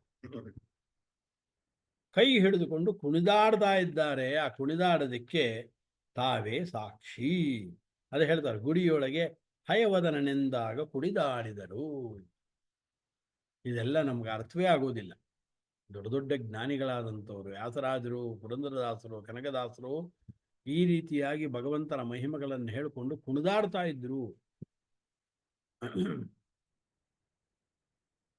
ದಾಸರ ಪದ್ಯವನ್ನು ನೆನಪು ಮಾಡಿಕೊಳ್ಬೇಕು. ನೋಳ್ಪ ಜನರಿಗೆ ಹುಚ್ಚರಂತಿಪ್ಪರು, ಬದಿರರಂತಿಪ್ಪರು ಕುಣಿದಾಡ್ತಾ ಇರ್ತಾರೆ ಅಂತ. ಪ್ರಹ್ಲಾದ ಹಿಂಗೆ ಕುಣಿದಾಡ್ತಾ ಇದ್ದಂತ ಭಾಗವತದಲ್ಲಿ ಕೇಳ್ತೀವಿ ನಾವು. ಆದ್ದರಿಂದ ಸಾಕ್ಷಾತ್ ವಾದಿರಾಜರು ತಾವು ಸಾಕ್ಷಿ ಅಂತ ಈ ಪದ್ಯದಲ್ಲಿ ವರ್ಣನೆ ಮಾಡಿ, ವ್ಯಾಸರಾಜರು ಅಂದರೆ ಭಾಗವತೋತ್ತಮರಾದಂಥವರು ವ್ಯಾಸರಾಜರು, ಪ್ರಹ್ಲಾದನ ಅವತಾರ ಅನ್ನೋದನ್ನ ಇಲ್ಲಿ ಸ್ಪಷ್ಟಪಡಿಸ್ತಾರೆ. ಆ ನಂತರ ಇದಂತೂ ತುಂಬ ಪ್ರಸಿದ್ಧವಾದ ಪದ್ಯ ಇದು. ಆನೆ ಬಂತಿದಕೋ ವ್ಯಾಸರಾಜರೆಂಬ ಆನೆ ಬಂತಿದಕೋ, ಮದವೇರಿ ಹದಮೀರಿ ಮದನಾರಿ ತಾನೆಂಬ ಅಧಮರ ಎದಮೆಟ್ಟಿ ಒದವಿಸಿ ಸೀಳಲು ಆನೆ ಬರುತ್ತಿದ್ದಕೋ ವ್ಯಾಸರಾಜರೆಂಬ ಆನೆ ಬರುತ್ತೆ. ಆನೆ ಬರ್ತಾ ಇದೆ ನೋಡಿ, ವ್ಯಾಸರಾಜರು ಎಂಬತಕ್ಕಂಥ ದೊಡ್ಡ ಆನೆ ಬರ್ತಾ ಇದೆ ಅಂತ ಅದನ್ನು ವರ್ಣನೆ ಮಾಡ್ತಾ, ಮರುತ ಮತ ನಿರಂತರ ಚರಣದ ಧೂಳಿ ಕರದಲ್ಲಿ ಪಿಡಿದು ಶಿರದ ಮೇಲೆ ಚೆಲ್ಲುತ್ತ ಆನೆ ಮಾಡೋ ಕ್ರಿಯೆಯನ್ನೆಲ್ಲ ಹೇಳ್ತಾರೆ. ಆನೆ ಏನು ಮಾಡುತ್ತೆ, ಚೆನ್ನಾಗಿ ಸ್ನಾನ ಮಾಡಿಸ್ಬೇಕು. ಎಲ್ಲ ಮಾವುತ ಸ್ನಾನ ಎಲ್ಲ ಮಾಡಿಸಿದ್ಮೇಲೆ ದೊಡ್ಡ ಮಣ್ಣಿನ ಮುದ್ದೆ ಏನಿರುತ್ತೆ, ಏನು ನೈಸಾಗಿರ್ತಕ್ಕಂಥ ಮಣ್ಣಂದು ಸಿಕ್ಕಿಬಿಟ್ರೆ ಸೊಂಡಲಿನಲ್ಲಿ ಆ ಮಣ್ಣನ್ನು ತೆಗೆದುಕೊಂಡು ಮೈ ಮೇಲೆಲ್ಲ ಚೆಲ್ಕೊಂಡು ಆಹಾ ಆನಂದ ಪಟ್ಟುಬಿಡುತ್ತೆ. ಹಾಗೆ ವ್ಯಾಸರಾಜರೆಂಬ ಆನೆ ಬರ್ತಾ ಇದೆ ನೋಡ್ರಿ. ಈ ಆನೆ ಏನು ಮಾಡ್ತಾ ಇದೆ ಅಂದರೆ, ಮರುತ ಮತ ನಿರಂತರ ಚರಣದ ಧೂಳಿ ಕರದಲ್ಲಿ ಪಿಡಿದು ಶಿರದ ಮೇಲೆ ಚೆಲ್ಲುತ್ತ. ಶ್ರೀಮದ್ ಆನಂದ ತೀರ್ಥರ ಮತ ಏನಿದೆ, ಆನಂದ ತೀರ್ಥರ ಮತ ಅಥವಾ ಶ್ರೀಮದ್ ಆನಂದ ತೀರ್ಥರ ಬೇರೆ ಅಲ್ಲ, ರೂಪಮನ್ಯದಿವ ಧನ್ಯಮಾತ್ಮನಃ ಅಂತ. ಅವರು ಬೇರೆ ಅಲ್ಲ, ಅವರ ಶಾಸ್ತ್ರಗಳು ಬೇರೆ ಅಲ್ಲ. ಅವರ ಶಾಸ್ತ್ರದ ಅದನ್ನೇ ಹೇಳ್ತಾರೆ ಇಲ್ಲಿ, ಚರಣದ ಧೂಳಿ, ಚರಣದ ಧೂಳಿ ಅಂದ್ರೆ ಏನು? ಆನಂದ ತೀರ್ಥರ ಶಾಸ್ತ್ರದ ವಚನಗಳು, ವಿಚಾರಗಳು, ವಿಷಯಗಳು ಆ ಧೂಳಿಯನ್ನು ಕರದಲ್ಲಿ ಪಿಡಿದುಕೊಂಡು ಶಿರದ ಮೇಲೆ ಚೆಲ್ಲುತ್ತಾ ತಮ್ಮ ಶಿರದ ಮೇಲೆ ಹಾಕ್ಕೊಳ್ತಾ ಇದ್ದಾರೆ. ಅಂದರೆ ಇಡೀ ವಿಚಾರಧಾರೆಯನ್ನು ತಮ್ಮ ಶಿರಸ್ಸಿನಲ್ಲಿ ತುಂಬಿಕೊಳ್ತಾ ಇದ್ದಾರೆ ಅಂತ ಅರ್ಥ. ವಾದಿರಾಜರು ಹೇಳೋದು ಅದನ್ನು ನಾನೇ ಬರೀ ಮಣ್ಣನ್ನು ತೆಗೆದು ತನ್ನ ತಲೆ ಮೇಲೆ ಹಾಕ್ಕೊಳ್ಳುತ್ತೆ. ಇವರು ಇಡೀ ಶ್ರೀಮದ್ ಆಚಾರ್ಯರ ಸರ್ವಮೂಲ ಗ್ರಂಥಗಳ ಏನು ತಿರುಳಿದೆ ಆ ತಿರುಳನ್ನು ಎಲ್ಲ ತೆಗೆದುಕೊಂಡು ಈ ಆನೆ, ವ್ಯಾಸರಾಜರು ಎಂಬ ಆನೆ ಇಡೀ ತನ್ನ ಶಿರದಲ್ಲಿ ಹಾಕ್ಕೊಂಡಿದೆ. ಎಲ್ಲ ತುಂಬ್ಕೊಂಡ್ಬಿಟ್ಟಿದ್ದಾರೆ. ಶ್ರೀಮದ್ ಆಚಾರ್ಯ ಸಿದ್ಧಾಂತದ ತಿರುಳು ಸಾರ ಎಲ್ಲ ಅವರ ತಲೆ ಒಳಗಡೆ ಹೋಗಿ ಕೂತ್ಕೊಂಡಿದೆ ಅಂತ ಹೇಳ್ತಾರೆ. ಅದ ಶಿರದ ಮೇಲೆ ಚೆಲ್ಲುತ್ತ ಇದ್ದು ಜಗವಿಲ್ಲವೆಂಬ ಶುದ್ಧ ಮೂರ್ಖತೆಯುಳ್ಳ ಅದ್ವೈತಿಗಳ ಬುದ್ಧಿ ಮಡುವನ್ನೇ ಕಲಕುತ್ತ. ಆನೆ ಏನ್ ಮಾಡುತ್ತೆ? ಅನಂತರ ಹೋಗಿ ಒಂದು ಮಡುಗೆ ಹೋಗುತ್ತೆ, ಅಲ್ಲಿರೋಂಥ ಒಂದು ಕೆರೆಗೆ ಹೋಗಿ ಎಲ್ಲ ಕಲಕ ಹಾಕ್ಬಿಡುತ್ತದೆ. ಹಾಗೆ ಈ ಆನೆ ಏನ್ ಮಾಡ್ತಾ ಇದೆ ಅಂದ್ರೆ, ಇದ್ದು ಜಗವಿಲ್ಲೆಂಬ ಜಗತ್ತಿದೆ, ಇರೋಂಥ ಜಗತ್ತನ್ನ ಇಲ್ಲ, ವಿಶ್ವಂ ಮಿಥ್ಯಾ ದೃಶ್ಯತ್ವ ಶುಕ್ತಿರಜತು ಯಥಾ ಸಂಪ್ರತಿಪನ್ನಂ ಅಂತ ಹೇಳಿ ಏನು ಅನುಮಾನವನ್ನ ಮಾಡ್ತಾರೆ, ಮಿಥ್ಯಾತ್ವದ ಪರಿಷ್ಕಾರಗಳನ್ನೇನು ಮಾಡ್ತಾರೆ, ಅದನ್ನೆಲ್ಲ ಹೇಳಿ ಇದ್ದು ಜಗವಿಲ್ಲವೆಂಬ ಶುದ್ಧ ಮೂರ್ಖತೆಯುಳ್ಳ ಅದ್ವೈತಿಗಳ ಬುದ್ಧಿ ಮಡುವನ್ನೇ ಕಲಕಿದ. ಅದ್ವೈತ ಶಾಸ್ತ್ರ, ಅದ್ವೈತದ ವಾದ, ಅವರು ಹೇಳ್ತಕ್ಕಂಥ ವಿಚಾರಗಳು ಅನ್ನೋ ಒಂದು ಮಡುವನ್ನೇ ಈ ಆನೆ ಅದರ ಒಳಗಡೆನೆ ಇಳಿದು ಬಿಡ್ತು ಪೂರ್ಣವಾಗಿ. ಅದ್ವೈತದ ದೊಡ್ಡ ದೊಡ್ಡ ವಿದ್ವಾಂಸರು ಇವತ್ತು ಹೇಳೋದಿದೆ, ನ್ಯಾಯಾಮೃತದಲ್ಲಿ ಮಿಥ್ಯಾತ್ವದ ಪರಿಷ್ಕಾರಗಳನ್ನ ಹೇಳಿ ವ್ಯಾಸರಾಜರು ಖಂಡನೆ ಮಾಡೋದಕ್ಕೋಸ್ಕರವಾಗಿ ಅತ್ಯಂತ ಪ್ರಾಚೀನವಾಗಿರತಕ್ಕಂಥ ಅನೇಕ ಮಿಥ್ಯಾತ್ವದ ಪರಿಷ್ಕಾರಗಳು, ಅನೇಕ ಗ್ರಂಥಗಳದನ್ನು ತಿಳಿಸ್ಕೊಡ್ತಾರೆ. ನಮಗೆ ಗೊತ್ತಿಲ್ಲ ಅದು ಅಂತ ತಿಳಿಸ್ತಾರೆ. ಆದ್ದರಿಂದ ಇಡೀ ಅದ್ವೈತ ಶಾಸ್ತ್ರ ಅನ್ನೋ ಒಂದು ಮಡುವೇನಿದೆ ಅದರ ಒಳಗಡೆನೆ ಹೊಕ್ಕಿಬಿಟ್ರು, ಹೊಕ್ಕಿ ಕಲಕ ಹಾಕ್ಬಿಟ್ರು. ಎಲ್ಲ ಕಡೆಯಲ್ಲೂ ಕೂಡ ಕಲಕ ಹಾಕಿ ಅದನ್ನ ರಾಡಿ ಎಬ್ಬಿಸ್ಬಿಟ್ರು. ಅದನ್ನು ಹೇಳ್ತಾರೆ, ಕಲಕುತ್ತ ಜಗತ್ಕರ್ತ ನಾನೆಂದು ಬೊಗಳಿ ಕಂಬುವ ನಾಯಿಗಳ ಕರದಲ್ಲಿ ಹಿಡಿದು ಮೊಗದ ಮೇಲು ಉಗುಳುತ್ತ. ನಾನು ಇದನ್ನೆಲ್ಲ ಸ್ಪಷ್ಟಪಡಿಸ್ಬೇಕು ಅಂತಿಲ್ಲ, ಅಷ್ಟು ಭಾಷೆಯಲ್ಲಿ ವಾದಿರಾಜರು ಬರೀತಾ ಇದ್ದಾರೆ. ಮಧ್ವಮುನೀಂದ್ರರ ಶುದ್ಧ ತೀರ್ಥದಿ ಮಿಂದು. ಇಷ್ಟೆಲ್ಲ ಮಾಡಿ ಶ್ರೀಮದ್ ಆಚಾರ್ಯರ ಶುದ್ಧವಾದ ತೀರ್ಥ ಅಂತೇನಿದೆ, ಶಾಸ್ತ್ರ ತೀರ್ಥ, ಆ ತೀರ್ಥದಲ್ಲಿ ಮುಳುಗಿ ಮತ್ತೆ ತಿದ್ದಿದ ನಾಮ ಶ್ರೀ ಮುದ್ರೆ ಶೃಂಗಾರದಿ. ಒಳ್ಳೆ ತಿದ್ದಿದ ನಾಮ ಶ್ರೀಮುದ್ರೆ ಈ ಶೃಂಗಾರದಿ ಮುರಿಯಲು ದುರುಳ ಗರುವವನೇ ಮುನ್ನ ಸಿರಿ ಹಯವದನನ ಅರಮನೆ ಪಟ್ಟದ. ಇವರು ಯಾರಪ್ಪ, ಎಲ್ಲಿ ಆನೆ ಇದು ಅಂತಂದ್ರೆ ಸಾಕ್ಷಾತ್ ಸಿರಿ ಹಯವದನ ಇದನಲ್ಲ, ಅವನ ಅರಮನೆಯ ಪಟ್ಟದ ಆನೆ ಇವರು ಅಂತ ಅಂಥ ಗೌರವದಿಂದ ವ್ಯಾಸರಾಜರನ್ನ ಹೊಗಳ್ತಾ ಇದ್ದಾರೆ ವಾದಿರಾಜರು. ಅದರಿಂದ ಈ ರೀತಿಯಾಗಿ ತಮ್ಮ ಗುರುಗಳನ್ನ ಹೊಗಳುವ ಪರಿ ಏನಿದೆ ಅದು ವಾದಿರಾಜರಿಗೆ ಮೀಸಲಾಗಿದ್ದು, ಅಷ್ಟು ಗಂಭೀರವಾಗಿ ಎಲ್ಲ ವಿಚಾರಗಳನ್ನು ಒಳಗೊಳ್ಳುವಂತೆ ತುಂಬ ಸುಂದರವಾಗಿ ನಿರೂಪಣೆಯನ್ನು ಮಾಡಿದಂಥವರು ವಾದಿರಾಜರು. ಆದ್ದರಿಂದ ಒಬ್ಬ ಶುದ್ಧ ಇರತಕ್ಕಂಥ ವೈಷ್ಣವ ಸನ್ಯಾಸಿ ಮಾಡಬೇಕಾದದ್ದು ಯಾವುದು? ವಿಷ್ಣು ಸರ್ವೋತ್ತಮತ್ವಂಚ ಸರ್ವದಾ ಪ್ರತಿಪಾದಯ ಪರಮತ ನಿರಾಕರಣ ಪೂರ್ವಕ ಸ್ವಮತ ಸ್ಥಾಪನ. ಈ ಪರಮತ ನಿರಾಕರಣ ಪೂರ್ವಕ ಸ್ವಮತ ಸ್ಥಾಪನ, ಸ್ವಸಿದ್ಧಾಂತ ಸ್ಥಾಪನ ಏನಿದೆ, ಇದು ವ್ಯಾಸರಾಜರು ಈ ಮಹಾಕಾರ್ಯವನ್ನು ಮಾಡಿದರು. ಆದ್ದರಿಂದ ಇವರ ಪರಮಹಂಸ ಶ್ರೇಷ್ಠರು, ಭಗವಂತನ ಕೃಪಾ ಕಟಾಕ್ಷಕ್ಕೆ ಪೂರ್ಣವಾಗಿ ಒಳಗಾದಂಥವರು ಇವರು ಅಂಥೇಳಿ. ಆದ್ದರಿಂದ ಇವರು ಪರಮಾತ್ಮನ ಅರಮನೆಯಲ್ಲಿ ಇವರು ಅದಕ್ಕೆ ಪಟ್ಟದ ಆನೆ ಅಂದರು. ಅರಮನೆಯಲ್ಲಿ ಪಟ್ಟದ ಆನೆ ಒಂದೇ ಒಂದಿರುತ್ತೆ. ಆ ಪಟ್ಟದ ಆನೆ ಯಾರು? ವ್ಯಾಸರಾಜ. ಅಂದ್ರೆ ಅದಕ್ಕೆ ಆದ ಒಂದು ವೈಭವ, ಒಂದು ಗಾಂಭೀರ್ಯ, ಒಂದು ಬೆಲೆ, ಅರಮನೆಯಲ್ಲಿ ಒಂದು ಗೌರವ ಇರುತ್ತೆ ಪಟ್ಟದ ಆನೆಗೆ ಮಾತ್ರ. ಇವತ್ತು ನಾವು ನೋಡ್ತೀವಿ ಮೈಸೂರಿನಲ್ಲಿ ಚಾಮುಂಡಿ ಆ ದೇವಿಯನ್ನ ರತ್ನದ ಮಂಟಪದಲ್ಲಿ, ಬಂಗಾರದ ಮಂಟಪದಲ್ಲಿ ಹೊತ್ಕೊಳ್ಳೋದಕ್ಕೆ ಒಂದು ಆನೆ ಮಾತ್ರ ಇರುತ್ತೆ. ಆನೆಯ ಗೌರವ ಉಳಿದ ಆನೆಗಳಿಗೆ ದೊರಕೋದಿಲ್ಲ. ಹಾಗೆ ಪಟ್ಟದ ಆನೆಯ ಗೌರವವನ್ನು ಪಡೆದಂಥವರು. ಅದು ಯಾರ್ದು? ಭಗವಂತನ ಅರಮನೆಯ ಪಟ್ಟದ ಆನೆ. ಅಂದರೆ ಎಂಥ ಒಂದು ಅದಕ್ಕೆ ಗೌರವ. ಆ ಗೌರವವನ್ನು ಕೊಟ್ಟು ಹೊಗಳ್ತಾ ಇದ್ದಾರೆ ವಾದಿರಾಜರು. ಆದ್ದರಿಂದ ವ್ಯಾಸರಾಜರಿಗೆ ಅಗ್ರ ಪೂಜೆಯನ್ನು ಸಲ್ಲಿಸಬೇಕು ಅಂತ ಹೇಳಿ ಬರೀತಾರವರು. ಆದ್ದರಿಂದ 19ನೇ ಶತಮಾನದಲ್ಲಿ ದೊಡ್ಡಬಳ್ಳಾಪುರದಲ್ಲಿ ರಾಘವೇಂದ್ರಪ್ಪ ಅಂತ ಒಬ್ಬ ಕವಿ ಇದ್ದ. ಅವನು ಸೋದೆಗೆ ಹೋದಂಥ ಸಂದರ್ಭದಲ್ಲಿ ವಾದಿರಾಜರ ನಿರೂಪ ಅಲ್ಲಿ ಅವನಿಗೆ ದೊರೆಯಿತು ಅಂಥೇಳಿ ಅದರ ಹೆಸರನ್ನು, ಅದರಲ್ಲಿರತಕ್ಕಂಥ ಒಕ್ಕಣೆಯನ್ನೆಲ್ಲ ಪದ್ಯ ರೂಪದಲ್ಲಿ ಎಲ್ಲ ರಾಘವೇಂದ್ರ ಕವಿ ಅವನು ಬರೆದಿಟ್ಟಿದ್ದಾನೆ.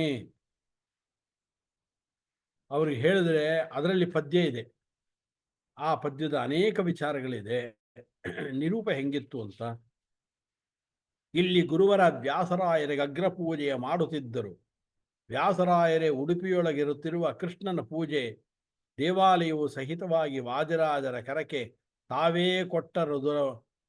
ಮೊದಲಾಗಿ ವ್ಯಾಸರಾಯರಿಗೆ ಅಗ್ರ ಪೂಜೆಯ ಉಡುಪಿಯೊಳು ಸೋದೆಯೊಳು ನಡೆಬದಂದಲ್ಲಿ ಶಾಸನವ ಬರೆದಿಹರು ವಾದಿರಾಜರು. ಇವರ ಗುರುವಾಜ್ಞೆಯ ನಿರೂಪವು ಮಕ್ಕು ತಾಯಿ ಕಡಿತವದೆಂದು ಕರೆಯುವರು. ಅದಕ್ಕೆ ತಾಯಿ ಕಡಿತವದೆಂದು ಕರೆಯುವರು. ಅಂದರೆ ದೊಡ್ಡ ಕಡಿತ ಇದು ಅಂತ, ಕಡತ ಅಂತ ಹೇಳಿ ಅವರು ಕರೀತಾರೆ. ಆ ರೀತಿಯಾಗಿ ವಾದಿರಾಜರು ವ್ಯಾಸರಾಜರ ಬಗ್ಗೆ ತುಂಬ ಗೌರವದಿಂದ, ಇಷ್ಟು ಗೌರವವನ್ನು ಉಡುಪಿಗೆ ಬಂದಾಗ ಅವರು ಕೊಡಬೇಕು ಅಂತ ಹೇಳಿ ಎಲ್ಲ ಶಾಸನ ಮಾಡಿಟ್ಟಿದ್ರು. ನಾನು ಅದನ್ನು ನೋಡಿದ್ದೀನಿ ಅಂತ ರಾಘವೇಂದ್ರ ಕವಿ ಅವನು ಅದನ್ನೆಲ್ಲ ಬರಿತಾನೆ. ಆದ್ದರಿಂದ ವಾದಿರಾಜರಿಗೂ ವ್ಯಾಸರಾಜರಿಗೂ ಇದ್ದಂಥ ಸಂಬಂಧ, ಮೈತ್ರಿ, ಗೌರವಗಳು, ಆದರಗಳು, ಪರಸ್ಪರ ಸ್ನೇಹ, ಅವರು ನೇರವಾಗಿ ಉಡುಪಿಗೆ ಬಂದರು ಪರ್ಯಾಯ ಕಾಲದಲ್ಲಿ. ಹರಿವೈಭವ ಆಯಿತು. ಆಗ ವ್ಯಾಸರಾಜರು ಕೃಷ್ಣದೇವರಾಯ ಇದ್ದ, ವಿಜಯನಗರದ ಅರಸರು, ಅವರೆಲ್ಲ ವ್ಯಾಸರಾಜರಿಗೆ ಬೇಕಾಗಿತ್ತು. ಆದ್ದರಿಂದ ವಾದಿರಾಜರಿಗೆ ಉಡುಪಿಗೆ ಬಂದಂಥ ಸಂದರ್ಭದಲ್ಲಿ ವಾದಿರಾಜರು ವ್ಯಾಸರಾಜರು ಮಾತಾಡಿಕೊಂಡಿದ್ದಾರೆ, ರಾಜರಿಗೆ ತಿಳಿಸಿದ್ದಾರೆ. ಆದ್ದರಿಂದ 8 ಮಠಗಳೇನಿತ್ತು, 8 ಮಠಗಳು ಅಂದರೆ 8 ಜನ ಸನ್ಯಾಸಿಗಳು ಏನು ಪೂಜೆಯನ್ನು ಮಾಡ್ತಾ ಇದ್ರು, ಅಷ್ಟೂ ಸನ್ಯಾಸಿಗಳಿಗೆ ಸಂಬಂಧಪಟ್ಟಂತೆ ಒಂದೊಂದು ಊರನ್ನು ಉಂಬಳಿಯಾಗಿ ಆ ಸಂದರ್ಭದಲ್ಲಿ ಕೊಡಿಸಿದ್ರು. ಇದರಲ್ಲೂ ವ್ಯಾಸರಾಜರ ಪ್ರಭಾವ ಇದೆ. ವಾದಿರಾಜರ ಬಗ್ಗೆಯೂ ಕೂಡ ವಿಜಯನಗರದ ಅರಸರಿಗೆ ತುಂಬ ಗೌರವ ಇತ್ತು, ನಿಜ. ಆದರೆ ವ್ಯಾಸರಾಜರು ಆ ಸಂದರ್ಭದಲ್ಲಿ ಅಲ್ಲಿಗೆ ಬಂದಾಗ ತಾವು ಏನಾದರೂ ಮಾಡಬೇಕಿತ್ತು. ಆದ್ದರಿಂದ ಕೃಷ್ಣನ ಸನ್ನಿಧಾನದಲ್ಲಿ, ಆದ್ದರಿಂದ ಅವರು ಪ್ರತಿಯೊಬ್ಬ ಯತಿಗಳಿಗೂ ಕೂಡ ಒಂದೊಂದು ಊರು ಅಂತ ಕೊಡಿಸಿದ್ರು. ಅನಂತರದಲ್ಲಿ ಅದಮಾರ ಮಠ, ಪಲಿಮಾರ ಮಠ, ಕೃಷ್ಣಾಪುರ ಮಠ, ಕಾಣಿಯೂರು ಮಠ ಅಂತ ಈ ಹೆಸರುಗಳು ಬಂದಿದ್ದು ಆಯಾ ಊರುಗಳಿನ ಹೆಸರುಗಳು ಬರೋದಕ್ಕೆ ಇದೇ ಕಾರಣ. ಹೀಗಾಗಿ ಇಷ್ಟು ಊರುಗಳು ಪ್ರತಿಯೊಬ್ಬರಿಗೂ ಕೂಡ ದೊರಕದವು. ಆಯಾ ಊರುಗಳಲ್ಲಿ ದೊಡ್ಡ ದೊಡ್ಡ ಮಠಗಳಾಯಿತು. ಇದೆಲ್ಲದರ ಹಿನ್ನೆಲೆಯಾಗಿ ವ್ಯಾಸರಾಜರ ಒಂದು ಪ್ರತಿಭೆ ಜೊತೆಗೆ ಅವರ ಒಂದು ಶಕ್ತಿ ಇಲ್ಲಿ ಕೆಲಸವನ್ನು ಮಾಡಿದೆ ಅಂತ ಹೇಳಿದ್ರೆ ತಪ್ಪಾಗಲಾರದು. ವಾದಿರಾಜರು ಆ ಸಂದರ್ಭದಲ್ಲಿ ವ್ಯಾಸರಾಜರಿಗೋಸ್ಕರ ರಥಬೀದಿಯಲ್ಲೇ ಅಲ್ಲಿ ಒಂದು ಮಠಕ್ಕೆ ಅವಕಾಶವನ್ನು ಮಾಡಿಕೊಟ್ರು. ರಾಘವೇಂದ್ರ ಮಠಕ್ಕೆ ಒಂದು ಅವಕಾಶವನ್ನು ಮಾಡಿಕೊಟ್ಟಿದ್ದಾರೆ. ಕಾರಣ ವಿಜೇಂದ್ರ ತೀರ್ಥರಿದ್ದರು ಅವಾಗ. ಆದ್ದರಿಂದ ಅವರಿಬ್ಬರು ಪರಸ್ಪರ ಸೌಹಾರ್ದದಿಂದ ಕೂಡಿದಂಥವ್ರು, ಮಹಾ ಗೌರವಗಳನ್ನು ಪರಸ್ಪರ ಹಂಚಿಕೊಳ್ತಾ ಇದ್ದಂಥವ್ರು. ಆದ್ದರಿಂದ ಈ ಸಂದರ್ಭದಲ್ಲಿ ನಾವು ವಾದಿರಾಜರು ವ್ಯಾಸರಾಜರಿಗೆ ತೋರಿದ ಗೌರವಗಳು, ಆದರಗಳು, ವೈಭವಗಳು ಇದನ್ನೆಲ್ಲವನ್ನ ಗಮನಿಸಬೇಕು. ಆ ಸಂದರ್ಭದಲ್ಲಿ ಪರ್ಯಾಯದಲ್ಲಿ ಎಷ್ಟು ವೈಭವ ಆಗಿದೆಯೋ ಏನೋ, ಅದು ನಾವು ಯಾರೂ ಕೂಡ ಕಣ್ಣಿಂದ ನೋಡಲಿಲ್ಲ, ನಿಜ. ಆದರೆ ಅಷ್ಟು ವೈಭವದ ಪರ್ಯಾಯ ಹಿಂದೆ ಆಗಿಲ್ಲ, ಮುಂದೆ ಆಗೋದಿಲ್ಲ ಅಂತ ಹೇಳಿದ್ರೆ ಖಂಡಿತವಾಗಲೂ ಕೂಡ ತಪ್ಪಾಗಲಾರದು. ಆದ್ದರಿಂದ ವ್ಯಾಸರಾಜರು, ವಾದಿರಾಜರು ವಾದಿರಾಜರು ಆ ಸಂದರ್ಭದಲ್ಲಿ ವ್ಯಾಸರಾಜರದು ಅವರದು ಒಂದು ಏನು ಕಾಯಕ ಇತ್ತು, ಅವರದು ಒಂದು ಪ್ರತಿಜ್ಞೆ ಏನಿತ್ತು, ಕಂಡಲ್ಲಿ ಹೋದಲ್ಲಿ ಸಾಕ್ಷಾತ್ ಶ್ರೀಮದ್ ಆಚಾರ್ಯರು ಏನಿದ್ದಾರೆ, ಮೂರನೇ ಅವತಾರ, ಮೊದಲನೇ ಅವತಾರವಾದ ಹನುಮಂತ ಏನಿದ್ದಾನೆ, ಹನುಮಂತನ ವಿಗ್ರಹಗಳನ್ನು ಸ್ಥಾಪನೆ ಮಾಡೋದೇನಿದೆ ಅದಕ್ಕೂ ಕೂಡ ವಾದಿರಾಜರು ಅನುಮತಿಯನ್ನು ಕೊಡ್ತಾರೆ. ಅರ್ಥಾತ್ ವಾದಿರಾಜರು ಅದಕ್ಕೆ ಸಹಕಾರವನ್ನು ಕೊಟ್ಟರು. ಆದ್ದರಿಂದ ವ್ಯಾಸರಾಜರಿಗೂ ಅವ್ರಿಗೂ ಎಷ್ಟು ಗಾಢವಾದ ಸಂಬಂಧ ಇತ್ತು ಅನ್ನೋದಕ್ಕೆ ಈ ಘಟನೆ ಒಂದು ದೊಡ್ಡ ಸಾಕ್ಷಿ. ಕೃಷ್ಣ ಮಠದ ಒಳಗಡೆ 6 ಮುಖ್ಯ ಪ್ರಾಣದೇವರುಗಳನ್ನು ವ್ಯಾಸರಾಜರು ಪ್ರತಿಷ್ಠೆ ಮಾಡ್ತಾರೆ. ಮೊದಲನೇ ಮುಖ್ಯ ಪ್ರಾಣ ನಾವು ನೋಡುವಂತೆ ಕೃಷ್ಣ ಮಠದ ಮುಂಭಾಗದಲ್ಲಿರುವಂಥ ತೀರ್ಥ ಮಂಟಪವನ್ನು ಕಟ್ಟಿಸಿದ್ರು.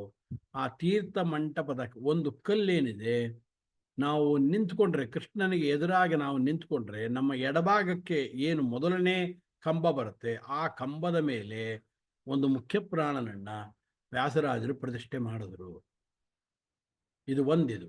ಎರಡನೇದ್ದು, ಹಾಗೆ ನಾವು ಇವಾಗ ಏನು ಕೃಷ್ಣ ಮಠದ ಗರ್ಭಗುಡಿಗೆ ಸ್ವಾಮಿಗಳೆಲ್ಲ ಪ್ರವೇಶ ಮಾಡ್ತಾರೆ, ಆ ನಂತರ ಗರ್ಭಗುಡಿಯ ಬಲಭಾಗದಲ್ಲಿ ಮಧ್ವಾಚಾರ್ಯರ ಒಂದು ವಿಗ್ರಹ ಇದೆ. ಆ ವಿಗ್ರಹವನ್ನು ವಾದಿರಾಜರು ಪ್ರತಿಷ್ಠೆ ಮಾಡಿದ್ರೆ, ಮತ್ತೆ ಆ ಗರ್ಭಗುಡಿಯಿಂದ ಹೊರಗಡೆ ಮೆಟ್ಲು ಇಳ್ಕೊಂಡು ಕೂಡಲೇ ಎದುರುಗಡೆ ಏನೊಂದು ದೊಡ್ಡ ಕಲ್ಲಿಗೆ ಹಾಕ್ಸಿದ್ರು, ಆ ಕಲ್ಲಿನಲ್ಲಿ ಒಂದು ಹನುಮಂತನ ವಿಗ್ರಹ ಇದೆ. ಯಾರು ಗಮನಿಸಿಲ್ಲ ನಿಜ, ಆದರೆ ಅಲ್ಲೊಂದು ವಿಗ್ರಹ ಇದೆ. ಈಗಲೂ ಕೂಡ ಹೋದಂಥವ್ರು ಅದನ್ನು ಗಮನಿಸ್ಬೋದು. ಆ ವಿಗ್ರಹವನ್ನು ಕೂಡ ವ್ಯಾಸರಾಜರು ಅಲ್ಲಿ ಪ್ರತಿಷ್ಠೆ ಮಾಡಿದ್ದು. ಆ ನಂತರ ಗರ್ಭಗುಡಿಯಿಂದ ಎದುರುಗಡೆ ಬಂದು ಕೂಡಲೇ ಏನು 10 ಹೆಜ್ಜೆ ಹಾಕೋದು ಕೂಡಲೇ ಬಲಭಾಗಕ್ಕೆ ಸಿಂಹಾಸನ ಅಂತ ಕರಿತೀವಿ. ಆ ಸಿಂಹಾಸನದ ಒಳಗಡೆ ಶ್ರೀಮದ್ ಆಚಾರ್ಯರ ಪೀಠ ಇದೆ. ಆ ಪೀಠದಲ್ಲಿ ತೀರ್ಥ ಇತ್ಯಾದಿಗಳನ್ನು ಕೊಡೋದು, ಈ ಜಪತಪಾದಿಗಳು ಅದೆಲ್ಲ ಮುಗಿಸ್ಕೊಂಡು ಅಲ್ಲಿಂದ ಹೊರಗಡೆ ಇಳಿತಾ ಇದ್ದಂಗೆನೆ ಆ ಬಾಗಿಲಿಂದ ಎದುರುಗಡೆನೆ ಮತ್ತೊಂದು ಕಂಬ ಇತ್ತು. ಆ ಕಂಬದಲ್ಲಿ ವ್ಯಾಸರಾಜರು ಒಂದು ಮುಖ್ಯ ಪುರಾಣನನ್ನು ಪ್ರತಿಷ್ಠೆ ಮಾಡಿದ್ರು. ನೋಡಿ, ಹಾಗಾಗಿ ಕೃಷ್ಣ ಮಠದ ಒಳಾಂಗಣದಲ್ಲಿ ನಮಗೆ 3 ವ್ಯಾಸರಾಜರಿಂದ ಪ್ರತಿಷ್ಠಿತವಾದ ವಿಗ್ರಹಗಳನ್ನು ನೋಡಬಹುದು, ಈಗಲೂ ಇದೆ. ಅನಂತರದಲ್ಲಿ ಮಧ್ವ ಸರೋವರಕ್ಕೆ ಇಳಿದು ಕೂಡಲೇ ಎಡಭಾಗದಲ್ಲಿರತಕ್ಕಂಥ ಕಲ್ಲಿನ ಮೇಲೆ ಒಂದು ಸುಂದರವಾದ, ಏನು ಯಂತ್ರೋದ್ಧಾರಕ ಪ್ರಾಣದೇವರು ಅಂತ ಅಲ್ಲಿ ಕರಿತೀವಲ್ಲ, ಆ ರೀತಿಯಾಗಿ ಸುಂದರವಾಗಿರತಕ್ಕಂಥ ಒಂದು ಮುಖ್ಯ ಪ್ರಾಣನನ್ನು ವ್ಯಾಸರಾಜರು ಕಲ್ಲಿನ ಮೇಲೆ ಪ್ರತಿಷ್ಠೆ ಮಾಡಿದ್ದಾರೆ. ಈಗಲೂ ಅದನ್ನು ಎಡಭಾಗದ ಗೋಡೆಯ ಕಲ್ಲಿನ ಮೇಲೆ ಕಂಬ, ಎಡಭಾಗದ ಗೋಡೆ ಏನಿದೆ ಆ ಗೋಡೆ ಒಳಗಡೆ ಒಂದು ಕಂಬ ಇದೆ. ಆ ಕಂಬದ ಒಳಗಡೆನೆ ಒಂದು ಮುಖ್ಯ ಪ್ರಾಣ ಇದೆ. ಅನೇಕ ವ್ಯಕ್ತಿಗಳು ನಾನು ಕಂಡಂತೇನೆ ಸ್ನಾನ ಮಾಡುವಂಥವ್ರು ಸ್ನಾನ ಎಲ್ಲ ಮುಗಿಸ್ಕೊಂಡ್ಮೇಲೆ ಒಂದು ತಮಗೆ ನೀರು ತೆಗೆದುಕೊಂಡು ಆ ಮುಖ್ಯ ಪ್ರಾಣನಿಗೆ ಅಭಿಷೇಕ ಮಾಡಿ, ಎಲ್ಲ ಹಿಂದಿನ ಆಚಾರ್ಯಗಳೆಲ್ಲ ಬರ್ತಾ ಇದ್ದದ್ದನ್ನು, ನಾವು ಮಾಡಿದ್ದನ್ನು ನಾನು ನೋಡಿದ್ದೇನೆ ಅಂತ. ಅದು ಅಲ್ಲಿದೆ. ಒಂದು 4 ಆಯಿತು. ಆ ನಂತರದಲ್ಲಿ ಕೃಷ್ಣನನ್ನ ದರ್ಶನ ಮಾಡೋದಕ್ಕೆ ಮೊದಲು ಕನಕಕಿಂಡಿಯ ಮುಖಾಂತರ ದರ್ಶನ ಮಾಡಬೇಕಾಯಿತು. ಆದ್ದರಿಂದ ಕನಕಕಿಂಡಿಯ ಮುಂಭಾಗದಲ್ಲಿ ಏನು ಒಂದು ಕಟ್ಟುಪಂಜರ ಅಂತಿತ್ತು ಹಿಂದೆ, ಆ ಕಟ್ಟುಪಂಜರದ ಏನು ಕಂಬ ಇತ್ತು, ಬಲಭಾಗದ ಕಂಬ ಇತ್ತು, ಬಲಭಾಗದ ಕಂಬದ ಮೇಲೆ ಒಂದು ಮುಖ್ಯ ಪ್ರಾಣನನ್ನ ಇವರು ವ್ಯಾಸರಾಜರು ಪ್ರತಿಷ್ಠೆ ಮಾಡಿದ್ರು. ಆನಂತರ ಕೃಷ್ಣ ಮಠದ ಒಳಭಾಗದಿಂದ ಸಿಂಹಾಸನದಿಂದ ದಾಟಿಕೊಂಡು ಹೊರಗಡೆ ಬಂದು ಕೂಡಲೇ ಓಣಿಯ ಆಕಾರದಲ್ಲಿ ನಾವು ಏನು ರಾಜಾಂಗಣಕ್ಕೆ ಹೋಗೋ ದಾರಿ ಇದೆ, ಬಂದು ಕೂಡಲೇ ಬಲಭಾಗದಲ್ಲಿ ಭೋಜನ ಶಾಲೆ ಅಂತ ಇವತ್ತು ಸಿಗುತ್ತೆ. ಆ ಭೋಜನ ಶಾಲೆಯಲ್ಲಿ ಇರುವಂಥ ಮುಖ್ಯ ಪ್ರಾಣ ಅದು ವ್ಯಾಸರಾಜರಿಂದ ಪ್ರತಿಷ್ಠಿತವಾದ ಮುಖ್ಯ ಪ್ರಾಣ. ಅದರಲ್ಲೂ ಬಾಲದಲ್ಲಿ ಗಂಟೆ ಇದೆ, ನೋಡಬಹುದು. ನಾನು ಹೇಳಿದ ಈ ಎಲ್ಲ ಮುಖ್ಯ ಪ್ರಾಣರ ಬಾಲದಲ್ಲೂ ಕೂಡ ಗಂಟೆ ಇದೆ.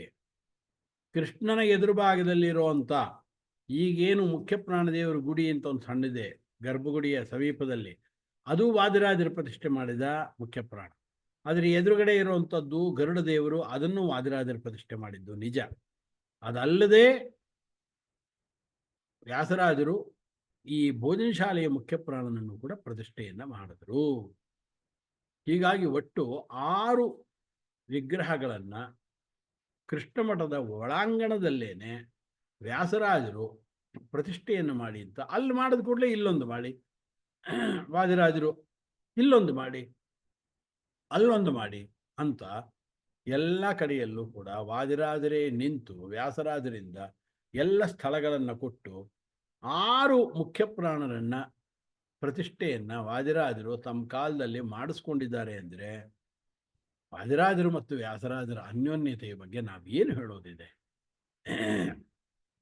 ಸಾಧಾರಣವಾದ ಸಂಬಂಧ ಈ ಒತ್ತಾಯವನ್ನು ಮಾಡಿದರೆ ಆಯಿತು, ಒಂದು ಮುಖ್ಯ ಪ್ರಾಣನ ಪ್ರತಿಷ್ಠೆ ಮಾಡಿ ಅಂತ ಹೇಳ್ಬೋದಿತ್ತು.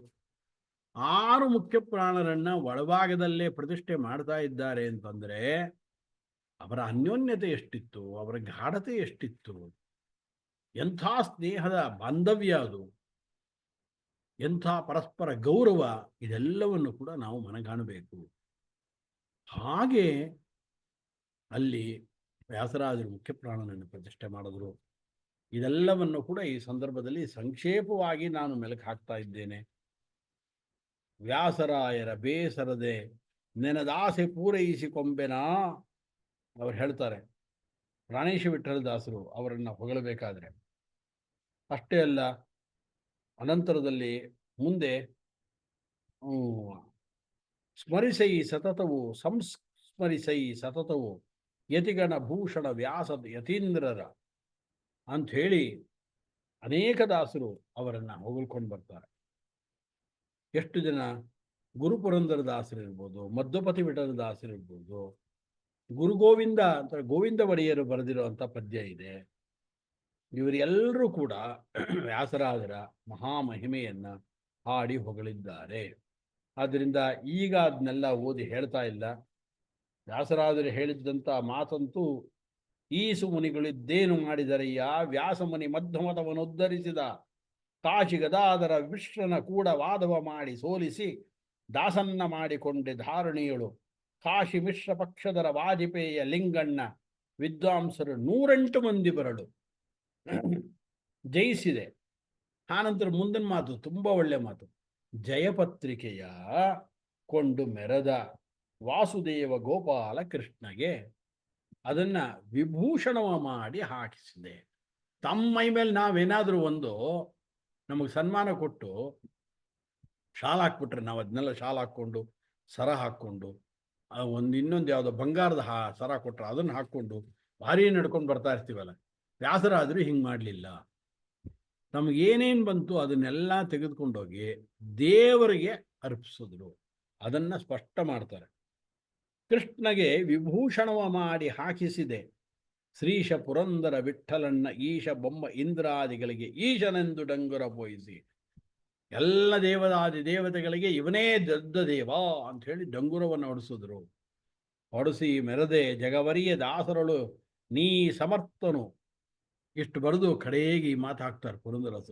ಸನ್ಯಾಸ ಶಿರೋಮಣಿ, ಸನ್ಯಾಸ ಶಿರೋಮಣಿ ನೀನು ಅಂಥದ್ದು ನಿಮ್ಮ ಬಗ್ಗೆ ಕೆಟ್ಟ ಮಾತು ಹೇಳ್ತಾರ. ಆಚಾರವಿಲ್ಲದ ನಾಲಿಗೆ ನಿನ್ನ ನೀಚ ಬುದ್ಧಿಯ ಬಿಡು, ವಿಚಾರವಿಲ್ಲದೆ ಪರರ ದೂಷಿಸುವುದಕ್ಕೆ ಚಾಚಿಕೊಂಬಿರುವ ನಾಲಿಗೆ ಅಂತ ಪುರಂದರದಾಸರು ಕೆಟ್ಟದಾಗಿ ವ್ಯಾಸರಾಜರನ್ನ ಅವಮಾನ ಮಾಡೋಕ್ಕೆ ಬಂದಂಥ ವ್ಯಕ್ತಿಗಳನ್ನು ಕುರಿತು ಬೈತಾರೆ.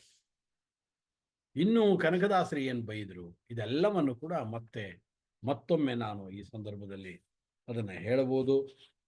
ಆದ್ದರಿಂದ ವಾದಿರಾಜರ ವ್ಯಾಸರಾಜರ ಗರಿಷ್ಠವಾದ ಸಂಬಂಧ ತುಂಬ ಆನಂದ ಕೊಡುವ ಸಂಬಂಧ. ಅದನ್ನು ನಾವು ಇವತ್ತು ಹೇಗಿತ್ತು ಅಂತ ಕಲ್ಪನೆ ಮಾಡ್ಕೊಳ್ಳಿಕ್ಕಾಗಲ್ಲ. ನಾವೇ ಒಂದು ಮಾನಸಿಕವಾಗಿ ಬೇಕಾದರೆ ವ್ಯಾಸರಾಜರು, ವಾದಿರಾಜರು, ಪುರಂದರದಾಸರು, ಕನಕದಾಸರನ್ನು ಕೃಷ್ಣ ಮಠದ ಒಳಗಡೆನೇ ಒಂದು ಕಡೆ ಕೂಡಿಸ್ಬೋದು. ಒಂದು ದೊಡ್ಡ ಹಾಲ್ನಲ್ಲಿ ಕೂಡಿಸಿ ಅವರೆಲ್ಲ ಮಾತಾಡ್ತಾ ಇದ್ದರೆ, ಪರಸ್ಪರ ಭಗವಂತನ ಚರ್ಚೆಗಳನ್ನು ಮಾಡ್ತಾ ಇದ್ದರೆ ಹೇಗಿತ್ತು ಅಂತ ಒಂದು ಮಾನಸಿಕವಾದ ಒಂದು ಕಲ್ಪನೆಯನ್ನು ಮಾಡಿಕೊಂಡು ನಾವು ಆನಂದವನ್ನು ಪಡ್ಬೋದು ಅಂತ ತಿಳಿಸ್ತಾ, ಆ ವ್ಯಾಸತೀರ್ಥ ಮುನಿಗಳನ್ನು ಕುರಿತ ಒಂದು ಸಣ್ಣ ಪದ್ಯಗಳನ್ನು ರಚನೆ ಮಾಡಿದ್ದೇನೆ. ಅದನ್ನು ಓದಿ ನನ್ನ ಮಾತುಗಳಿಗೆ ಮುಕ್ತಾಯವನ್ನು ಹೇಳ್ತೇನೆ. ಶ್ರೀವ್ಯಾಸ ತೀರ್ಥಯತಿರಾವ್ಯಾಪ್ತ ಸರ್ವಗುರು ಸದ್ವ್ಯಾಸ ತತ್ವ ವಿಭವಂ ನಿರ್ವ್ಯಾಜ ಭಕ್ತಿರಸತೋ ವ್ಯಾತತಾನ ಭುವಿ ನವ್ಯಾದಿ ತರ್ಕ ನಿಪುಣಃ ಭವ್ಯಸ್ಯ ದೇವಜನ ಸೇವ್ಯಸ್ಯ ಹಾರ್ದರಸ ಕಾವ್ಯಸ್ಯ ಯಾದವಪತೇಃ ಸುವ್ಯಕ್ತಬಿಂಬಮತಗವ್ಯಾಧಿರೂಪ ನಿಜ ಸುವ್ಯಾಖ್ಯಯಾಭಿಶಸಿಚೇ ಶ್ರೀಪಾದರಾಜಗುರು ಸತ್ಪಾದ ಶಿಷ್ಯ ಪರ ತಾಪಾಪಹಾರಿ ಜಲದೋ ಗೋಪಾಲವಕ್ತ್ರಗಲಿತಂ ಪಾವನಂ ಹರಿಮತಾಪಾಯಿನಂ ಜಲಮದಾತ್ ತತ್ಪಾನತೋ ಕುಮತಕೋಪೋ ಜನೇಷು ಹೃದಿ ಲೋಪಾಯಿತಶ್ಚಿರಮಹೋ ಭೂಪಾಲಸನ್ನುತ ಮಹಾಪಾಪನಾಶಕ ಗುರೋ ಪಾಹಿ ಶಿಷ್ಯಜನತಾಂ ಶ್ರೀಶಂ ಚರಾಚರಪರೇಶಂ ಮಹಾಸುರವಿನಾಶಂ ಹಿರಣ್ಯತನಯಃ ಕೋಶಂ ಗುಣಸ್ಯ ಗತರೋಷಂ ತದರ್ಭಕವಿಶೇಷೋ ನೃಸಿಂಹಮಭಜತ್ ತೋಷಂ ಸುಶಾಸ್ತ್ರಜವಿಶೇಷಂ हि ರಾಜಯತಿ ರಾಶ್ವೇವ ತತ್ಕೃತಿ ಚ ಯಾತ್ ಆಶಾಸ್ವದಾದ್ಭವವಿಪಾಶಂ ಚಕಾರ ಬಹು ಕೋಶಂ ತನೋತಿ ಭಜತಾಂ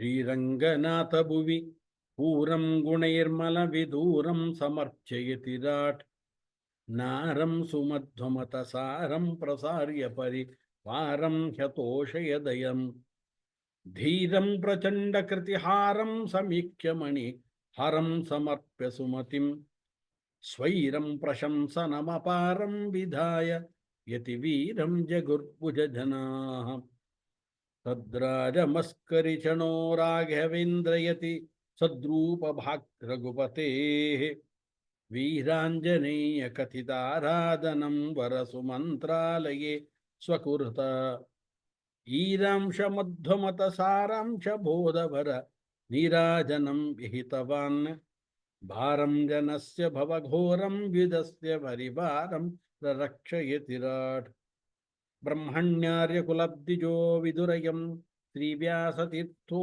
ಯತಿಃ ದ್ವಾತ್ರಿಂಶತ್ಸ್ವದಿಕೇತ ಸಪ್ತಶತಕಂ ಪ್ರಾಣಪ್ರತಿಷ್ಠಾಂ ವ್ಯದಾತ್ ಶ್ರೀಮನ್ಯಾಯ ಸುಧಾಂ ತತಾನ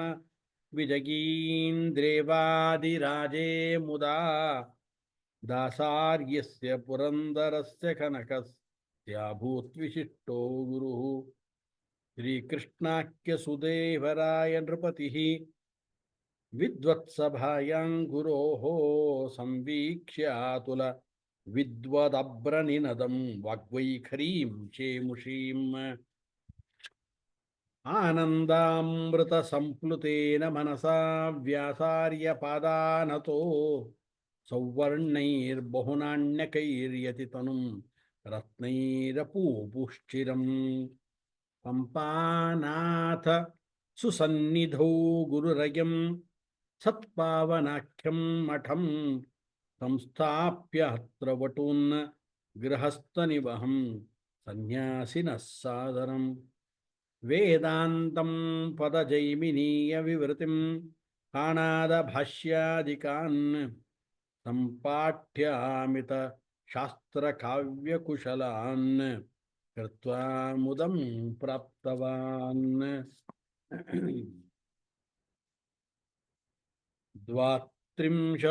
ದ್ವಾತ್ರಿಂಶದುತ್ತರಸುಸಪ್ತಶತಂ ಸದೇಶೇ ಪ್ರಾಣಸ್ಯ ಮೂರ್ತಿನಿವಹಂ ಕೃತವಾನ್ ಪ್ರತಿಷ್ಠಾಂ ಷಟ್ಟತ್ರ ಕೃಷ್ಣನಿಲಯೇ ವರರೌಪ್ಯಪೀಠೇ ಸಂಸ್ಥಾಪ್ಯ ಸದ್ಗುರರಯಂ ಮುದಮಾಪಭಕ್ತ್ಯ ದ್ವಾತ್ರಿಂಶದುತ್ತರಸುಸಪ್ತಶತಂ ಸದೇಶೇ ಪ್ರಾಣಸ್ಯ ಮೂರ್ತಿನಿವಹಂ ಕೃತವಾನ್ ಪ್ರತಿಷ್ಠಾಂ ಷಟ್ಟತ್ರ ಕೃಷ್ಣನಿಲಯೇ ವರರೌಪ್ಯಪೀಠೇ ಸಂಸ್ಥಾಪ್ಯ ಸದ್ಗುರುರಯಂ ಮುದಮಾಪಭಕ್ತ್ಯ ಶ್ರೀಪ್ರಾಣನಾಥ ದಯಯಾ ಹಿ ಸುರೇಶ ನಾಮ ಶ್ರೀಪ್ರಾಣನಾಥ ದಯಯಾ ಹಿ ಸುರೇಶ ನಾಮ ಪ್ರಾಣಸ್ಯ ವಿಗ್ರಹಚಯಂ ಸುಚಿರಂ ಸಮೀಕ್ಷ್ಯ ಸಮ್ಯಗ್ ವಿಮೃಶ್ಯ ಚರಿತಂಚ ಲಿಲೇಖಪದ್ಯಂ ಶ್ರೀವ್ಯಾಸತೀರ್ಥಗುಣಗಂಧ ಸುಮೋಹಿತೋಯಂ ಶ್ರೀವ್ಯಾಸತೀರ್ಥಗುಣಗಂಧ ಸುಮೋಹಿತೋಯಂ ಏತಾಂ ಸ್ತುತಿಂ ಪಠನ್ ಭಕ್ತ್ಯಾ ಹರೇಃ ಪ್ರಾಣಭರಸ್ಯ ಚ ವ್ಯಾಸತೀರ್ಥಮುನಿಶ್ಚಾನುಗ್ರಹಂ ಪ್ರಾಪ್ಯ ಸುಖೀ ಭವೇತ್. ಶ್ರೀಕೃಷ್ಣಾರ್ಪಣಮಸ್ತು. ಹರಯೇ ನಮಃ. ಅರ್ಥಿಕಲ್ಪಿತಕಲ್ಪೋಯಂ ಪ್ರತ್ಯರ್ಥಿಗತಕೇಸರಿ ವ್ಯಾಸತೀರ್ಥಗುರುರ್ಭೂಯಾದಸ್ಮದಿಷ್ಟಾರ್ಥಸಿದ್ಧಯೇ. ತಪೋ ವಿದ್ಯಾ ವಿರಕ್ತ್ಯಾದಿ ಸದ್ಗುಣೋಘಾಕರಾನಹಂ ವಾದಿರಾಜಗುರುನ್ ವಂದೇ ಹಯಗ್ರೀವಪದಾಶ್ರಯಾನ್. ಪೂಜ್ಯಾಯ ರಾಘವೇಂದ್ರಾಯ ಸತ್ಯಧರ್ಮರತಾಯ ಚ ಭಜತಾಂ ಕಲ್ಪವೃಕ್ಷಾಯ ನಮತಾಂ ಕಾಮಧೇನವೇ. ಹರೇ ನಮಃ. ಶ್ರೀಕೃಷ್ಣಾರ್ಪಣಮಸ್ತು.